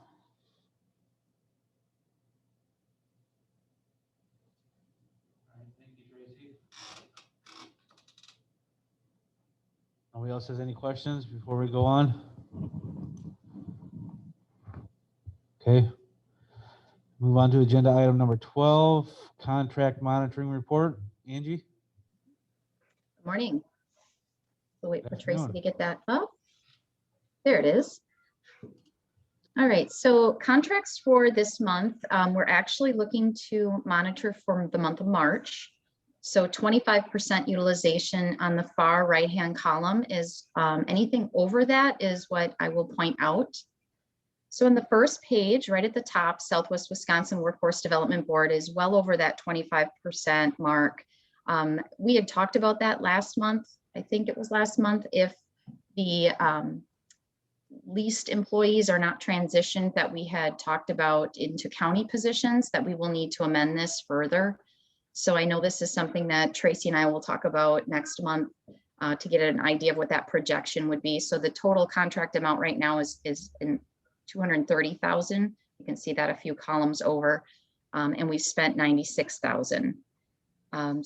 Since that motion failed and these positions will stay leased, we will need to increase that in the future. Right below that is a new family services, and that is also over contract of 25% utilization. But Jess, we've talked about this a couple of months in a row now. She feels confident that that will be okay as we trend through these next few months. A couple more down from that is the Children's Hospital of Wisconsin at 60% almost utilization. And that is one that'll be on your agenda. The next item, I believe, is to amend that as well for an increase to 130,000. So we're going to be using that more and making that adjustment. But right below that is Cholita, also over 25%. That will be trending just fine. We will be moving the individual out of there. So that contract will be okay. And still, sorry, right below that, Community Care Resources, almost 60,000. That's one that's on your agenda a little later, amending that to 120,000. And then a few more down, Fond du Lac County, I believe we got one more invoice from them in, and I think that should be it. So that should be just fine, staying under that approved contract amount of 49.5. And then two up from the bottom, Positive Alternatives is at 67.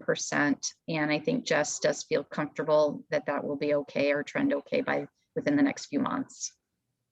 So lots of differences on that first page that we need to look at, but really only two that we're going to amend this month. And then another one, that top one, Southwest Wisconsin Workforce Development Board, we'll look at amending probably next month.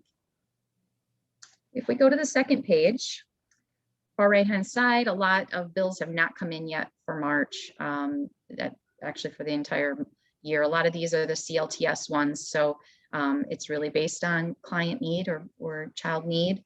So hopefully we'll see something next month if that is, those are occurring. Page 3 is a lot of the same thing. Still Lori Cooey's at the top half of that page. And then we shift to Miranda Culver. So behavioral health services starts. And the third one up from the bottom, Cornerstone Foundation. That one's over the 25% utilization, but it's not far over. So I think they're going to continue to watch that and see how that trends over the next few months. Page 4. Just 4 up from the bottom, Cario, that one we always get billed a month ahead of time. So while it is over 25% utilization, they've billed us through the month of April. So that will all, almost every month I mention that one. Page 5, I didn't notice anything too out of line with the 25%. A few that tipped a little over, but they're not far off. And then the last page, everything's looking okay on that page as well. Any questions?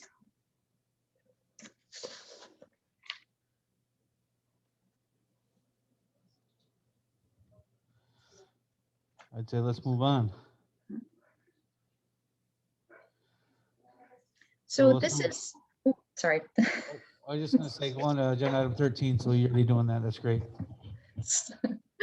Sorry, yes, so there is a revised document. So there's 2 you'll find in your, that were uploaded. We want to definitely make sure we're looking at that revised one.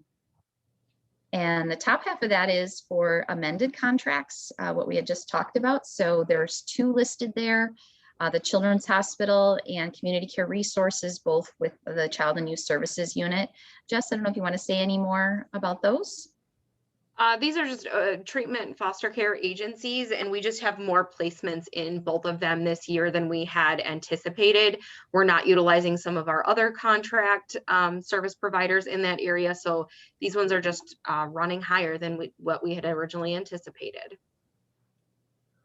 And both of those, because they tip over that $50,000 mark, will have to go to county board, not this month, next month, so. All right, a motion would be appropriate to approve this contract for Children's Hospital, Wisconsin Community Services, Children's Service Society. Anybody want to make that motion? The motion. Supervisor Glassbrenner makes the motion to amend the contract not to exceed $130,000. Is there a second? Seconded by Dr. Barris. Is there any further discussion? Seems like a pretty significant jump from 49,000 and then going to 130. But we're not, there's a possibility that we might not use that. Correct? Okay. Correct. I anticipated that if we remain with the placements we currently have, this would take us through the remainder of the year. So there's potential that it could go up or down based on the placement needs. Huh. Mr. Chair, I'll also add that oftentimes when we aren't sure at the beginning of the year how much we will utilize a particular provider, we start with that 49,500. And then when we know that we're utilizing it more, then we can make a more accurate projection. Reimbursed for any of this? So this is, Jess, is this foster care? Both of these are foster care, yes. And I believe that the county pays those expenses except for any kind of contribution that comes from the families. Is that correct, Jessica? Yes, there is ways that we pull down state and federal funding for some of them under qualifying allocations from those entities, but it primarily is paid by the county. This an increase, I mean, is this like an atypical amount that we usually spend with this particular service? I'm looking at the Children's Hospital. And I know you can't give particulars, but was there a reason why we're utilizing this more? So we're utilizing Children's Hospital where formerly we've used other service providers. So we've previously used like Family Works Program, which is another child placing agency who offers treatment foster care. We just have had better matches with Children's Hospital in being able to meet the needs of the youth that we've had to remove. So we're just we're utilizing this entity more than we were last year, and we were utilizing a different treatment agency at that point.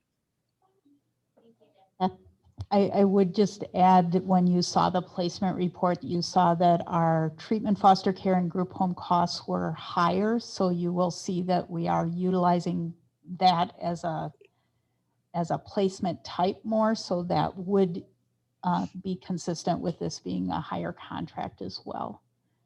We have more placements this year compared to last year. Do you think, I know you've said through this pandemic, or when we started opening back up, that there were more reports of issues with the Child Services Department. Do you feel like that plays into this, that we're utilizing this more? So I'll share what I think and let Jessica share if she has any other thoughts on it. I don't think, like what I mentioned just recently with increased reports just in the month of April, would have impacted this yet. So I'm not seeing that. I think we had a family of children, 2 or 3 children. So it depends on how many children are being placed on the cost. So I believe that's what's driving the increased treatment, foster care, and group home costs. Is that correct, Jessica? Yeah, I would say the placements that we have in treatment foster care right now, the reason for the treatment placement is to keep child sibling groups together. And we have several child sibling groups right now in placement. So just a higher level of needs, or one of the children has a significantly higher level of needs that warrants the placement in a treatment home, and they were unable to be managed in a lower level foster care. So they've had to utilize the treatment level home. And again, to keep those sibling groups together, we've got a couple of sibling groups in placement right now.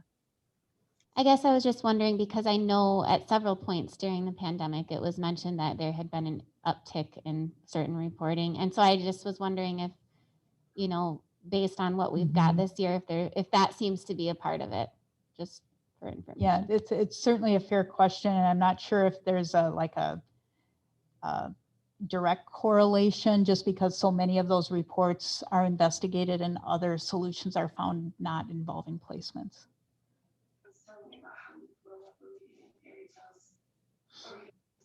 I'm gonna call for a vote. All those in favor signify by saying aye. Aye. Aye. Those opposed say nay. Motion carries. Moving on to the next one, community care resources.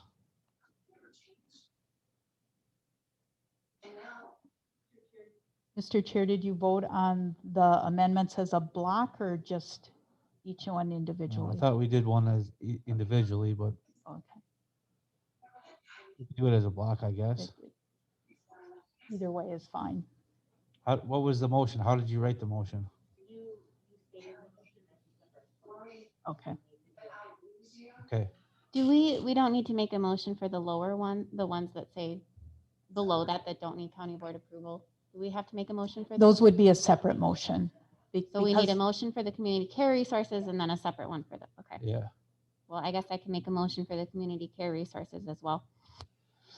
So we got a motion by Ingrid Glassman to amend the contract for community care resources not to exceed 120,000. Is there a second? Seconded by Cindy Chicker. Any further discussion? Hearing none, all those in favor signify by saying aye. Aye. Those opposed say nay. Motion carries. Moving on to our new contracts. Yeah, so new for 2021 is we have Action Fence. Miranda, I don't know if you want to speak on that all. I do know that it's for home modifications. It's 3 fences, I believe, for children with disabilities. That's what I know about it. Yes, yeah, that's correct. Okay, good. It's for through our Children's Long-Term Support Program, and it would be fully funded through that program. And then the 2 Gunderson contracts, one is for Gunderson and Basketball, and one is for Gunderson and Hillsborough. I believe we brought this before as one item, but we were told they do need to be separate items, and that's for our birth to 3 occupational and physical therapy services. And then at the bottom, the Jackie Nitschke Center, that is residential substance abuse treatment. It is actually funded through Medicaid, and then many counties around the state are working with consumers to cover their room and board costs, and then the consumers typically do a repayment plan with the counties for that. Is that any relation to Ray Nitschke? No. I do believe so, but I don't know the correlation.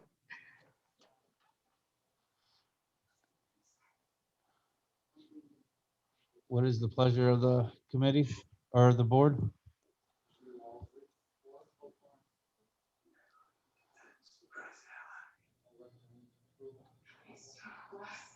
We got a motion by Dr. Barris to approve all 4 new contracts with Health and Human Services that include Action Fence, Gunderson Health and Behavioral System, Gunderson Boswell Area Hospital and Clinics, and St. Joseph's Hospital and Clinics, and the Jackie Nitschke Center.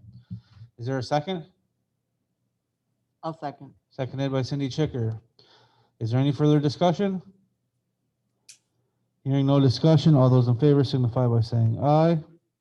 Aye. Mr. Chair, could I ask one more question? I know we're past this, but just for if this comes up at county board, for the community care resources one, Jessica, was that the similar reasoning as before? Like, is this something that we're just utilizing more in place of other ones? Correct. Yeah, that Okay. both of them have more placements this year than they have in previous years. But overall, it's not that we're seeing necessarily that many more. It's just we're utilizing these 2 more. Yes. Yes. Okay. All right. Just wanted to clarify. Thank you. No problem.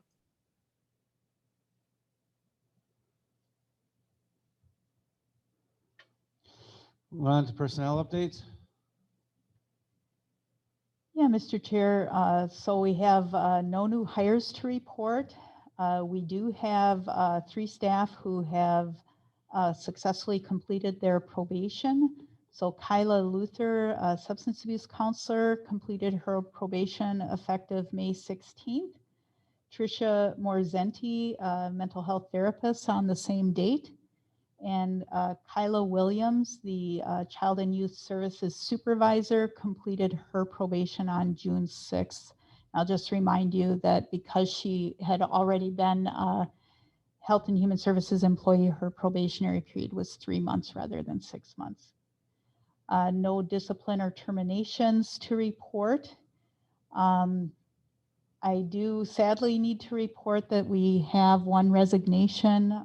Kimberly Bruder, Child and Youth Services case manager, submitted her resignation, and it will be effective June 2nd. As far as other Southwest Workforce Development Board, nothing new to report. We do have some vacant positions that we are recruiting for. ADRC driver escort for the transportation program we're currently interviewing. Behavioral health services, the psychiatric nurse position we are advertising for currently. The APS crisis professional, we are currently in the process of interviewing for that. Behavioral health, we have 2 mental health therapist positions that we are currently advertising for. All other open positions with Health and Human Services are currently on hold, and we're not pursuing filling them. Are there any questions?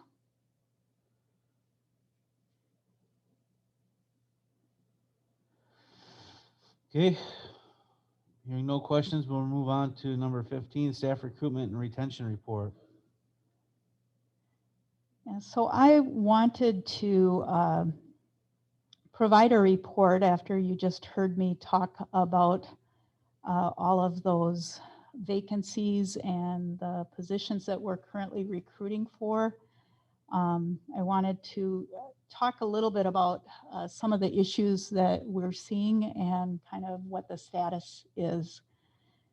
So, get my... At Health and Human Services, we have different categories of positions. So we have 61 full-time county positions. That's 57 current employees and those 4 vacancies that I mentioned.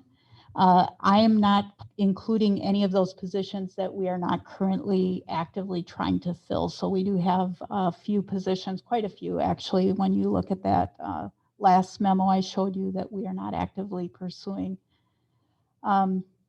There are also temp casual positions. Those include our, not our volunteer, but our paid drivers and nutrition program workers and interpreters. So there are 14 of those positions. One is vacant currently that we're currently interviewing. Then we have our Southwest Workforce Development Board leased employee positions. We have 5 full-time and 2 part-time that are regular positions. And then we also have, I believe it's 5 COVID-related LTE positions that are helping during the pandemic. So this report is going to focus on just those regular and full-time positions, not our temp casual or temporary positions. So our current workforce looks a little bit like this, 57 regular county and 6 leased employees. About just under 90% of our staff are female. Little over half are between the ages of 30 and 50. And if you pay attention to generation cohort groups, 20% are baby boomers, 39% are Gen Xers, 38 are millennials, and we have 3% the up and coming Gen Z group. With regard to longevity, 13 individuals have been with the agency longer than 10 years. 10 individuals have been with the agency between 5 and 10 years, 23 between 2 and 4 years, and 18 less than 2 years. So where we'd like to see our staff are having the majority of our staff with us longer than 5 years. So we're not there clearly at this point in time. So the reason for the report and the concern that we're having is almost 2/3 of our staff, 64% have been here less than 5 years. There has been an uptick in resignations in the last 7 months, and it's been more difficult to recruit qualified candidates for open positions.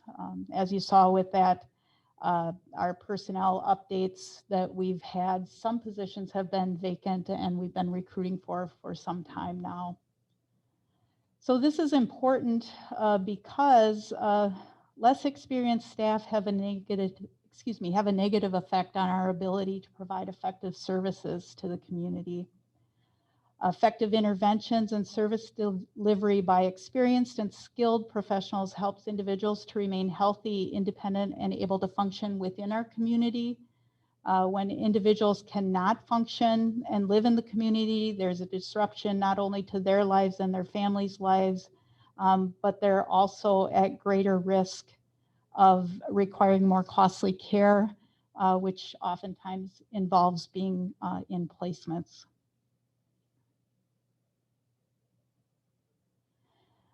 This is what the history of Health and Human Services staff attrition looks like. So you can see that between 2015 and 2019, we had double-digit attrition. In 2019, 19% of our staff turned over. In 2020, there was quite a drop, down to 6%, which is great, but we do suspect that the pandemic may have been an influencing factor there. And it's concerning to see just through April, we're at 8%, that it's ticking up. This slide shows you kind of the length of employment or the average length of employment of those who have left Health and Human Services. Earlier on, it was more experienced staff who had left. Keep in mind that those are smaller numbers of people leaving as well. We did have some retirements in 2014 and 2015, which would have caused that average number to go up a little bit. But it's not good to have staff stick around for less than 2 years. That's concerning for 2018 to 2020. You can see that the average was less than 2 years for staff who have left, and we had higher numbers of staff leave during that time. Oftentimes that can indicate that staff, the job really wasn't what they thought it would be, or they don't see a future for themselves with the agency and they look elsewhere pretty fast. Recent resignations in the last 6 to 8 months. In October, a substance abuse counselor resigned, taking The same position at Crawford County, earning approximately $7 an hour more than her Richland County wage. In November, ADRC information and assistance specialist resigned and took a comparable long-term care social work position, earning $3 an hour more. I believe that was at one of the family care organizations. Behavioral health, mental health therapist resigned in January, taking a comparable position in a private clinic, earning $5 an hour more. Economic support specialist resigned in January to take the same position at Dane County, earning $7 an hour more. We do know that when you get into more metropolitan areas, those are substantially higher wages, but that still was quite a change. A second ADRC information and assistance specialist left in January, also taking a family care related job for $3 an hour more. And more recently, the youth services case manager resigned here this month, going to Dunn County in a similar position, earning $4 an hour more. So showing you that, you can imagine that the frequent reasons given for leaving, and everybody's reasons are complex. It's not usually just one reason, and people have personal reasons why moving on to something else might be better for them. There can be organizational reasons, as well as either our organization isn't functioning the way they thought it should, or management wasn't the way they felt that it needed to be. But the most frequent reasons given for leaving by staff who have left is concern for the low wage with rising healthcare costs at the same time. Other feedback we get is that vacation benefit for new staff doesn't feel sufficient. Staff get 1 week at 6 months, and then a second week, I believe, at a year. And then it doesn't go up as fast as perhaps some of the area vacations at other businesses. That low wage and rising health insurance costs is also a reason that we hear from our current staff that causes them to look for employment other places. Some of the comments, I do an exit interview with every person when they leave, and I ask a series of questions. Just about the agency, kind of did they feel like they had the appropriate training and things like that. Some comments that I received was, in many places you can see how your pay will go up the longer you're in a job, that you can kind of see what the plan is. But here I can't know from year to year, 1 year to the next, if there will be even a cost of living increase. It's hard to see my future here. Another comment was, it feels like each year I go backwards because of increasing health insurances and wages not changing. This slide shows you what the history of wage and benefit changes have been over the last, I think I've got 10 years here. So you can see that 2012, no wage increase was given, but the health premium did go down 3%. At the same time, employees were needing to make a higher contribution toward their health care. It went up from 5% to 12%. Dental plan also increased, and at that time the county ended that sick leave payout for retirees and the retirees' ability to purchase into the health plan. In 2013, there was an increase of 75 cents per hour, and the health premium increased by 6%. 2014, no wage increase, but the health premium increased 16%. 2015, no wage increase, and the health premium increased 8%. 2016, there was not a wage increase, but the county did give a one-time bonus payment of $1,000 to full-time employees, and then I believe it was prorated based on part-time staff. At that time, the health premium decreased 4%, but it changed to a deductible plan, which it had not been before, and dental increased. 2017, there was no wage increase. The county moved from the state health plan and moved to a deductible system. The deductibles increased, but the overall premium decreased by 3%. And then in 2018 is when the county implemented the pay plan that we currently have. It's probably important to note that that resulted in a big raise for some people and not a big raise for others. It just really depended on where people landed, where their position was placed on that plan. So the wage increases ranged anywhere from 1 to 10%. And that really was kind of, I think, the county's attempt to write the plan a little bit and make it more aligned with the market. There were some staff whose current wages, because of their longevity, was above what the pay plan was. And I think we had 4 at Health and Human Services. Their wages were frozen and can only increase if the pay plan updates and catches up to where they're at. In 2019, there was no wage increase and the plan was not updated. The health premium did increase by 7%. In 2020, the county advanced everybody on the pay plan by 1 step. So that would have been about a 2% increase. The steps are 2% apart. And if employees had been with the county for 2 years or more, they would advance to the 4th step if they weren't already there. There was no other advancement beyond that. And the health premium increased by 2%. So this year, no wage increase and no cost of living increase to the overall plan. And there was an increase in the deductible. And the health plan increased by 4%. It's a lot to take in, I know.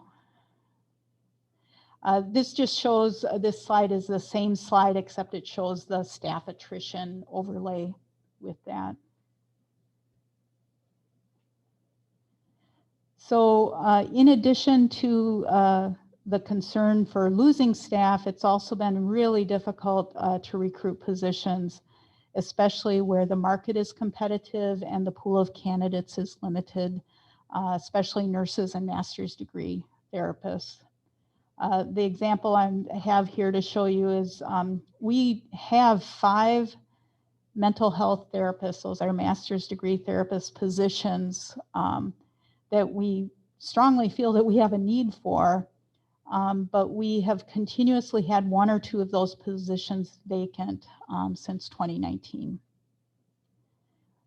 From November 2019 to May now 2021, 8 master's level candidates withdrew their applications or declined offers of employment, telling us that the primary factor was our wage was not competitive, or they felt that our vacation benefits weren't sufficient.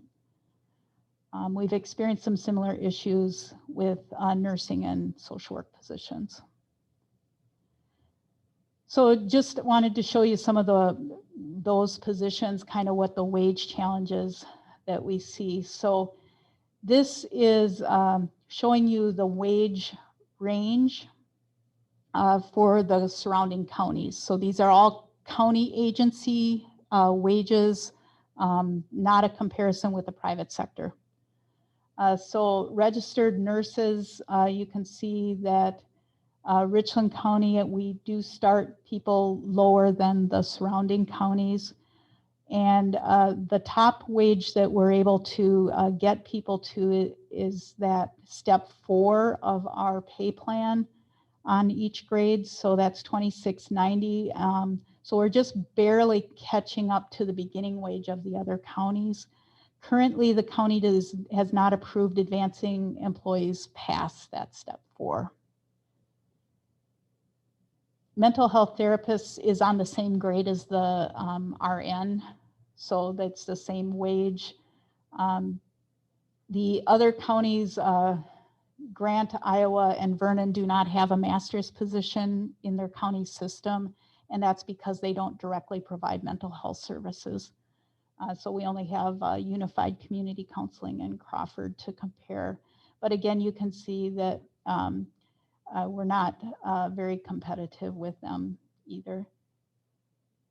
And then for bachelor's level social work positions, again, it's kind of the same, that our positions are starting lower and really don't advance very far to allow us to stay competitive with the surrounding counties. This information was gathered, the Crawford County Director did a survey around the area to gather these wages. So fortunately, I didn't have to do the work, but he shared that with us. Just a note on the temporary social worker, certified social workers. So if a social worker is hired and they don't have their certification yet, we hire them a grade lower. And so that starts at $18.99. And then once they get that certification, they can move on to this grade H, which is the certified social worker position. We have had concerns because we have hired people, they get that certification, and then that's when they start looking for a job that pays more.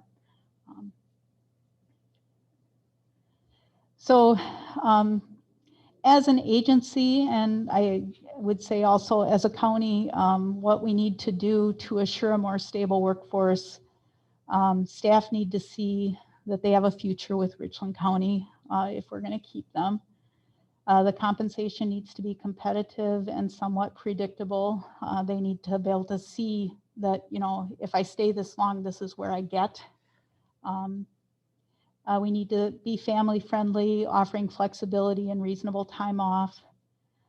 Staff need to feel valued for their longevity. Right now we have staff who have been with us a long time, but they're just not seeing enough change, and what they're telling us is they're looking. We need to offer paths for professional development and advancement. These are kind of basic things, obviously. Many economic studies indicate that when our compensation and benefits are fair and competitive, that no longer becomes a factor when people decide to leave a job. They leave because of management, they leave because of agency culture, or they leave because of personal reasons that work out better for them and their families. So I had planned on doing this presentation to share with you a while back, but recently at the Finance and Personnel Committee, they're actually considering what to do in the 2022 budget for compensation. So it's timely. It probably feels like I'm doing this because this is coming to the Finance and Personnel Committee, but I actually did plan for it. So what can this board do? This board does not determine our wages, does not determine those kinds of policies.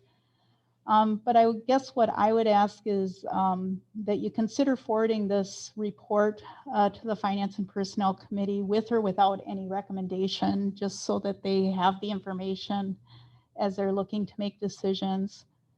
At the recent May 4th Finance and Personnel Committee, the members voted to postpone item considering salary pay plan progression until I think it's next Friday. I think that was the intended, that it's going to be on the agenda.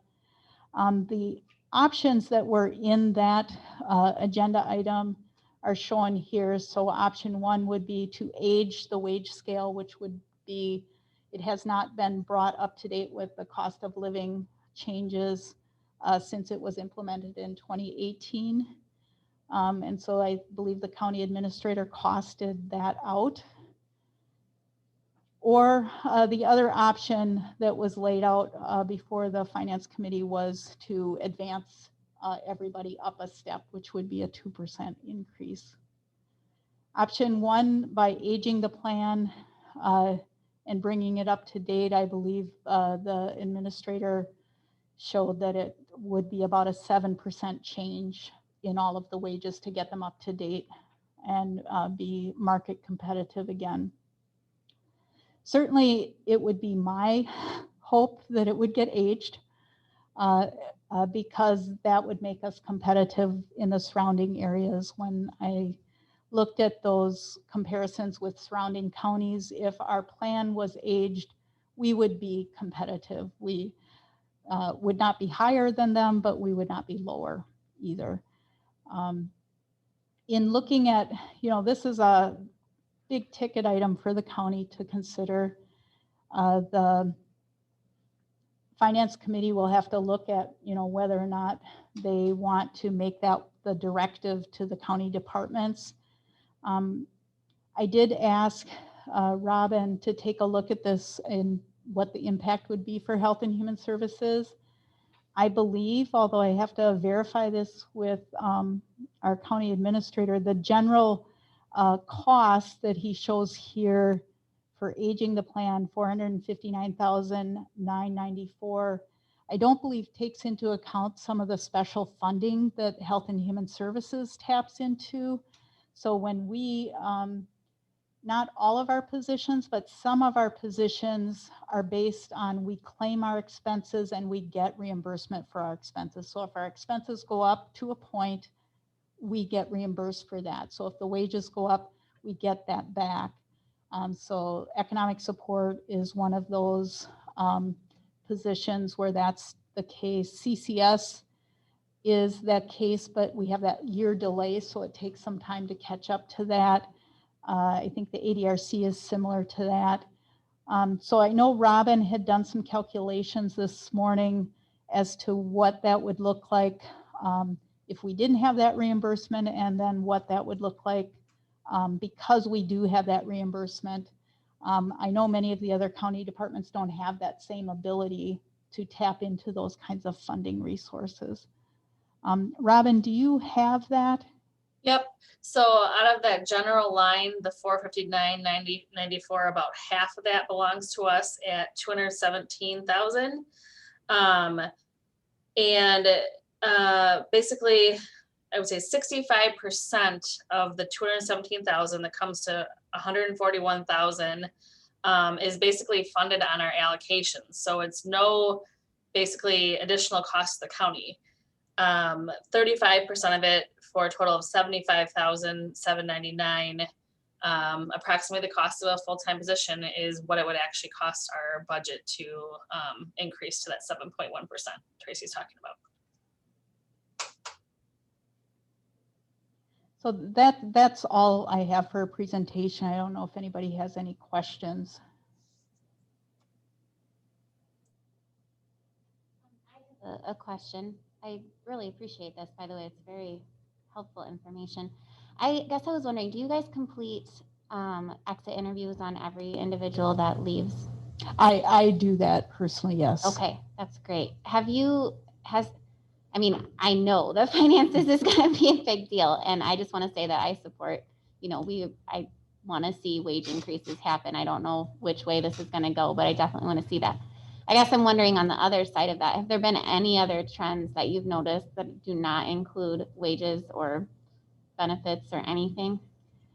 I wouldn't say consistent trends. And I should say that not only I do that one-on-one with everybody who leaves us, so the supervisors do that as well. So it's not just me. No, the positives that I hear from our staff are that we have a good agency culture, that we have a lot of flexibility in terms of how comp time is able to be utilized, and people really like the work from home, and that's why we're looking at how do we keep that and make sure that we stay productive and do all the things we need to do. I don't think there's been any other common denominator that I would be able to pick out. Individual reasons have been some family circumstances, and I'll certainly say that I haven't had an exit interview with that person yet, so I probably shouldn't speculate. But yeah, I don't see another common denominator that Okay. I keep And hearing. you kind of answered my next question, which was going to be, I was going to ask, what are the ways that the department has, I mean, short of finances, which of course Mhm. are difficult. And you mentioned the work from home. I guess that was going to be my question. Are we offering more flexibility with that? And, when people fulfill their hours, or I don't know, Yeah. brainstorming ideas of other things we can do in the interim. We certainly, I think the work from home, we're trying to make sure that we have some core hours when really the public needs to have access to services. But there's a lot of work that staff do that is really kind of that behind the scenes stuff that doesn't matter if it gets done at 10 o'clock at night or, regular business hours. Some other things that we've been doing is, and these are small, but we try to acknowledge staff. When staff reach a milestone like a 5-year anniversary, we give them a plaque and a pin. And when we were able to have full agency staff meetings, we would use those staff meetings to acknowledge that. So we try to do some other things that show staff that we recognize their efforts. But yeah. I certainly would be in favor of forwarding this on to finance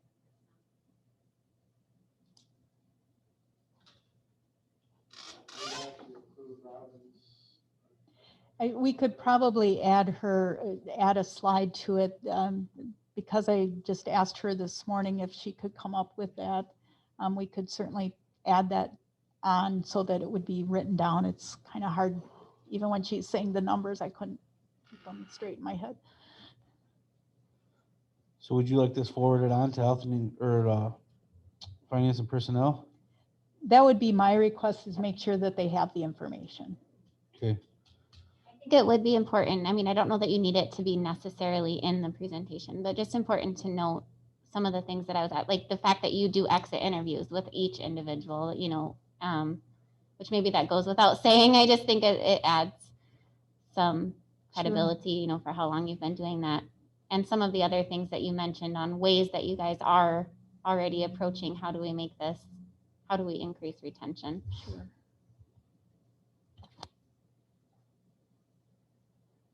Would a motion be appropriate to forward that on? Or I guess you can just give it as your department head. You can just forward that on, couldn't it probably carries a little more force to have our board endorse Sure. it, but it's kind of up to the board. I'd be in favor of somebody making a motion. Yeah, I can make that motion. All right, Ingrid made a motion to forward on this report to Health and Human to Finance and Personnel. And I'll second it. Seconded by Cindy Chicker. Is there any further discussion? Hearing none, all those in favor signify by saying aye. Aye. Those opposed say nay. Motion carried. Thank you. We got agenda item number 16 is approved new transportation coordinating committee member. Share my screen again. Roxanne is not available today, but I believe that we wanted to, oops. I am a member of that committee as well. Linda Simons. Huh? Linda Simons? The TCC. Yeah. As Yeah. well, yes. Yeah. I believe it's Linda Simmons, her position, her appointment is expiring is the reason for the No, reappointment. David Scribbins was the chairperson and his term expired. And so we voted to have Linda Simmons to replace him. Oh, I'm sorry. Thank you. Yeah. You know more about it than I do.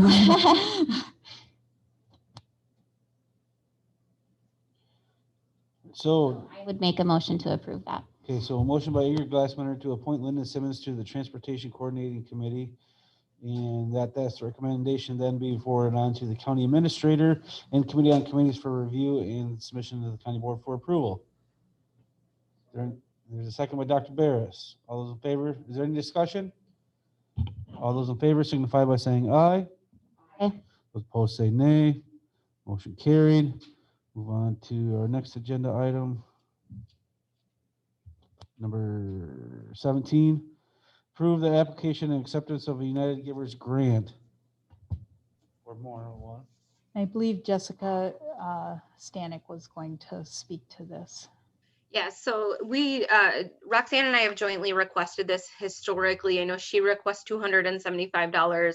I request up to $1,000 for us to apply for this funding source. It helps us to serve those families that don't qualify for any variety of reasons for typical eligibility for some of our programs, but helps us kind of meet clients and the gaps. We've utilized it to purchase items when children are placed with families until they're able to qualify for funding resources and reimbursement, and also just to help families get birth certificates and things like that when there's a housing need. So just kind of fills the gaps where there's not a lot of other funding sources that are able to apply. All right, motion be appropriate. I move we approve the acceptance and the submission and acceptance of the United Givers Grant. Motion by Cindy Chicker to approve the apply for and accept a United Givers grant from ADRC and Children and Youth Services at Health and Human Services. Is there a second? Seconded by Dr. Barris. Any further discussion? Hearing none. All those in favor signify by saying aye. Those opposed say nay. Motion carries. Moving on to our next agenda item, which is number 18. We have in front of us our annual report from 2019.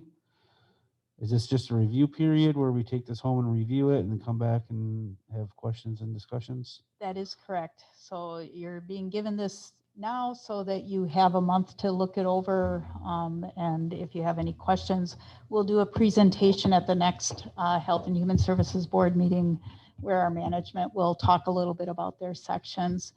It probably, this is a pretty significant document that we produce every year, and we use it for a lot of different reasons. So I do want to recognize all of the staff who spend time compiling the information and making sure that we've got good information for you. And I also want to recognize Megan, who puts it all together, make sure that we've got it all lined up, and she does all the charts and everything, and then actually physically puts it together. So it's a helpful document. So this is actually the 2020 annual report, not the 2019, like it says in the agenda. Correct? Oh, yes. Okay. I was going to say my error. Sorry. Is this the meeting where we have typically held it in the evenings over the last couple of years? I believe, and Angie will be able to jump in here, I believe that's July. Usually we have a public hearing once a year, and I believe that's our July meeting. Is that right, Angie? Yes, that's correct. There's also, guys, I don't know, I can hear my television going off, breaking news right now about the masking mandates. I can only hear part of it.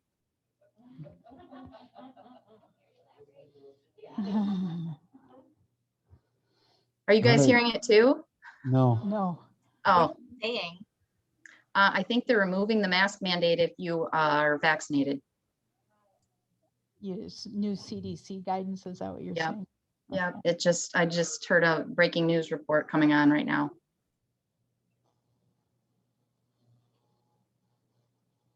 Meet again. Are we planning on meeting? I got confused this month. Are we planning on meeting in here again? Just to clarify. I think the reason for meeting here is because the sound system allows people attending remotely to also hear. Okay. We use that device the last time we met in person, and people's voices don't carry very well. So I just wanted to make sure so I don't show up to the wrong place. Thanks. All right, well, take your annual report, read it over, get your questions prepared. So for our, I don't want to call them department heads, but your unit leaders, supervisors, managers can answer them for you. And we're going to scratch agenda item number 19. So we are at 20. Adjournment. Do we really need to do a motion for adjournment if we have no other items to do? Generally, I think it officially closes the meeting, Right, so we don't really need a motion, do we? I don't know. guess we'll take We one just just- always have I one. So Dr. Barris made a motion and Ingrid seconded it. All those in favor signify by saying aye. All right, we are adjourned.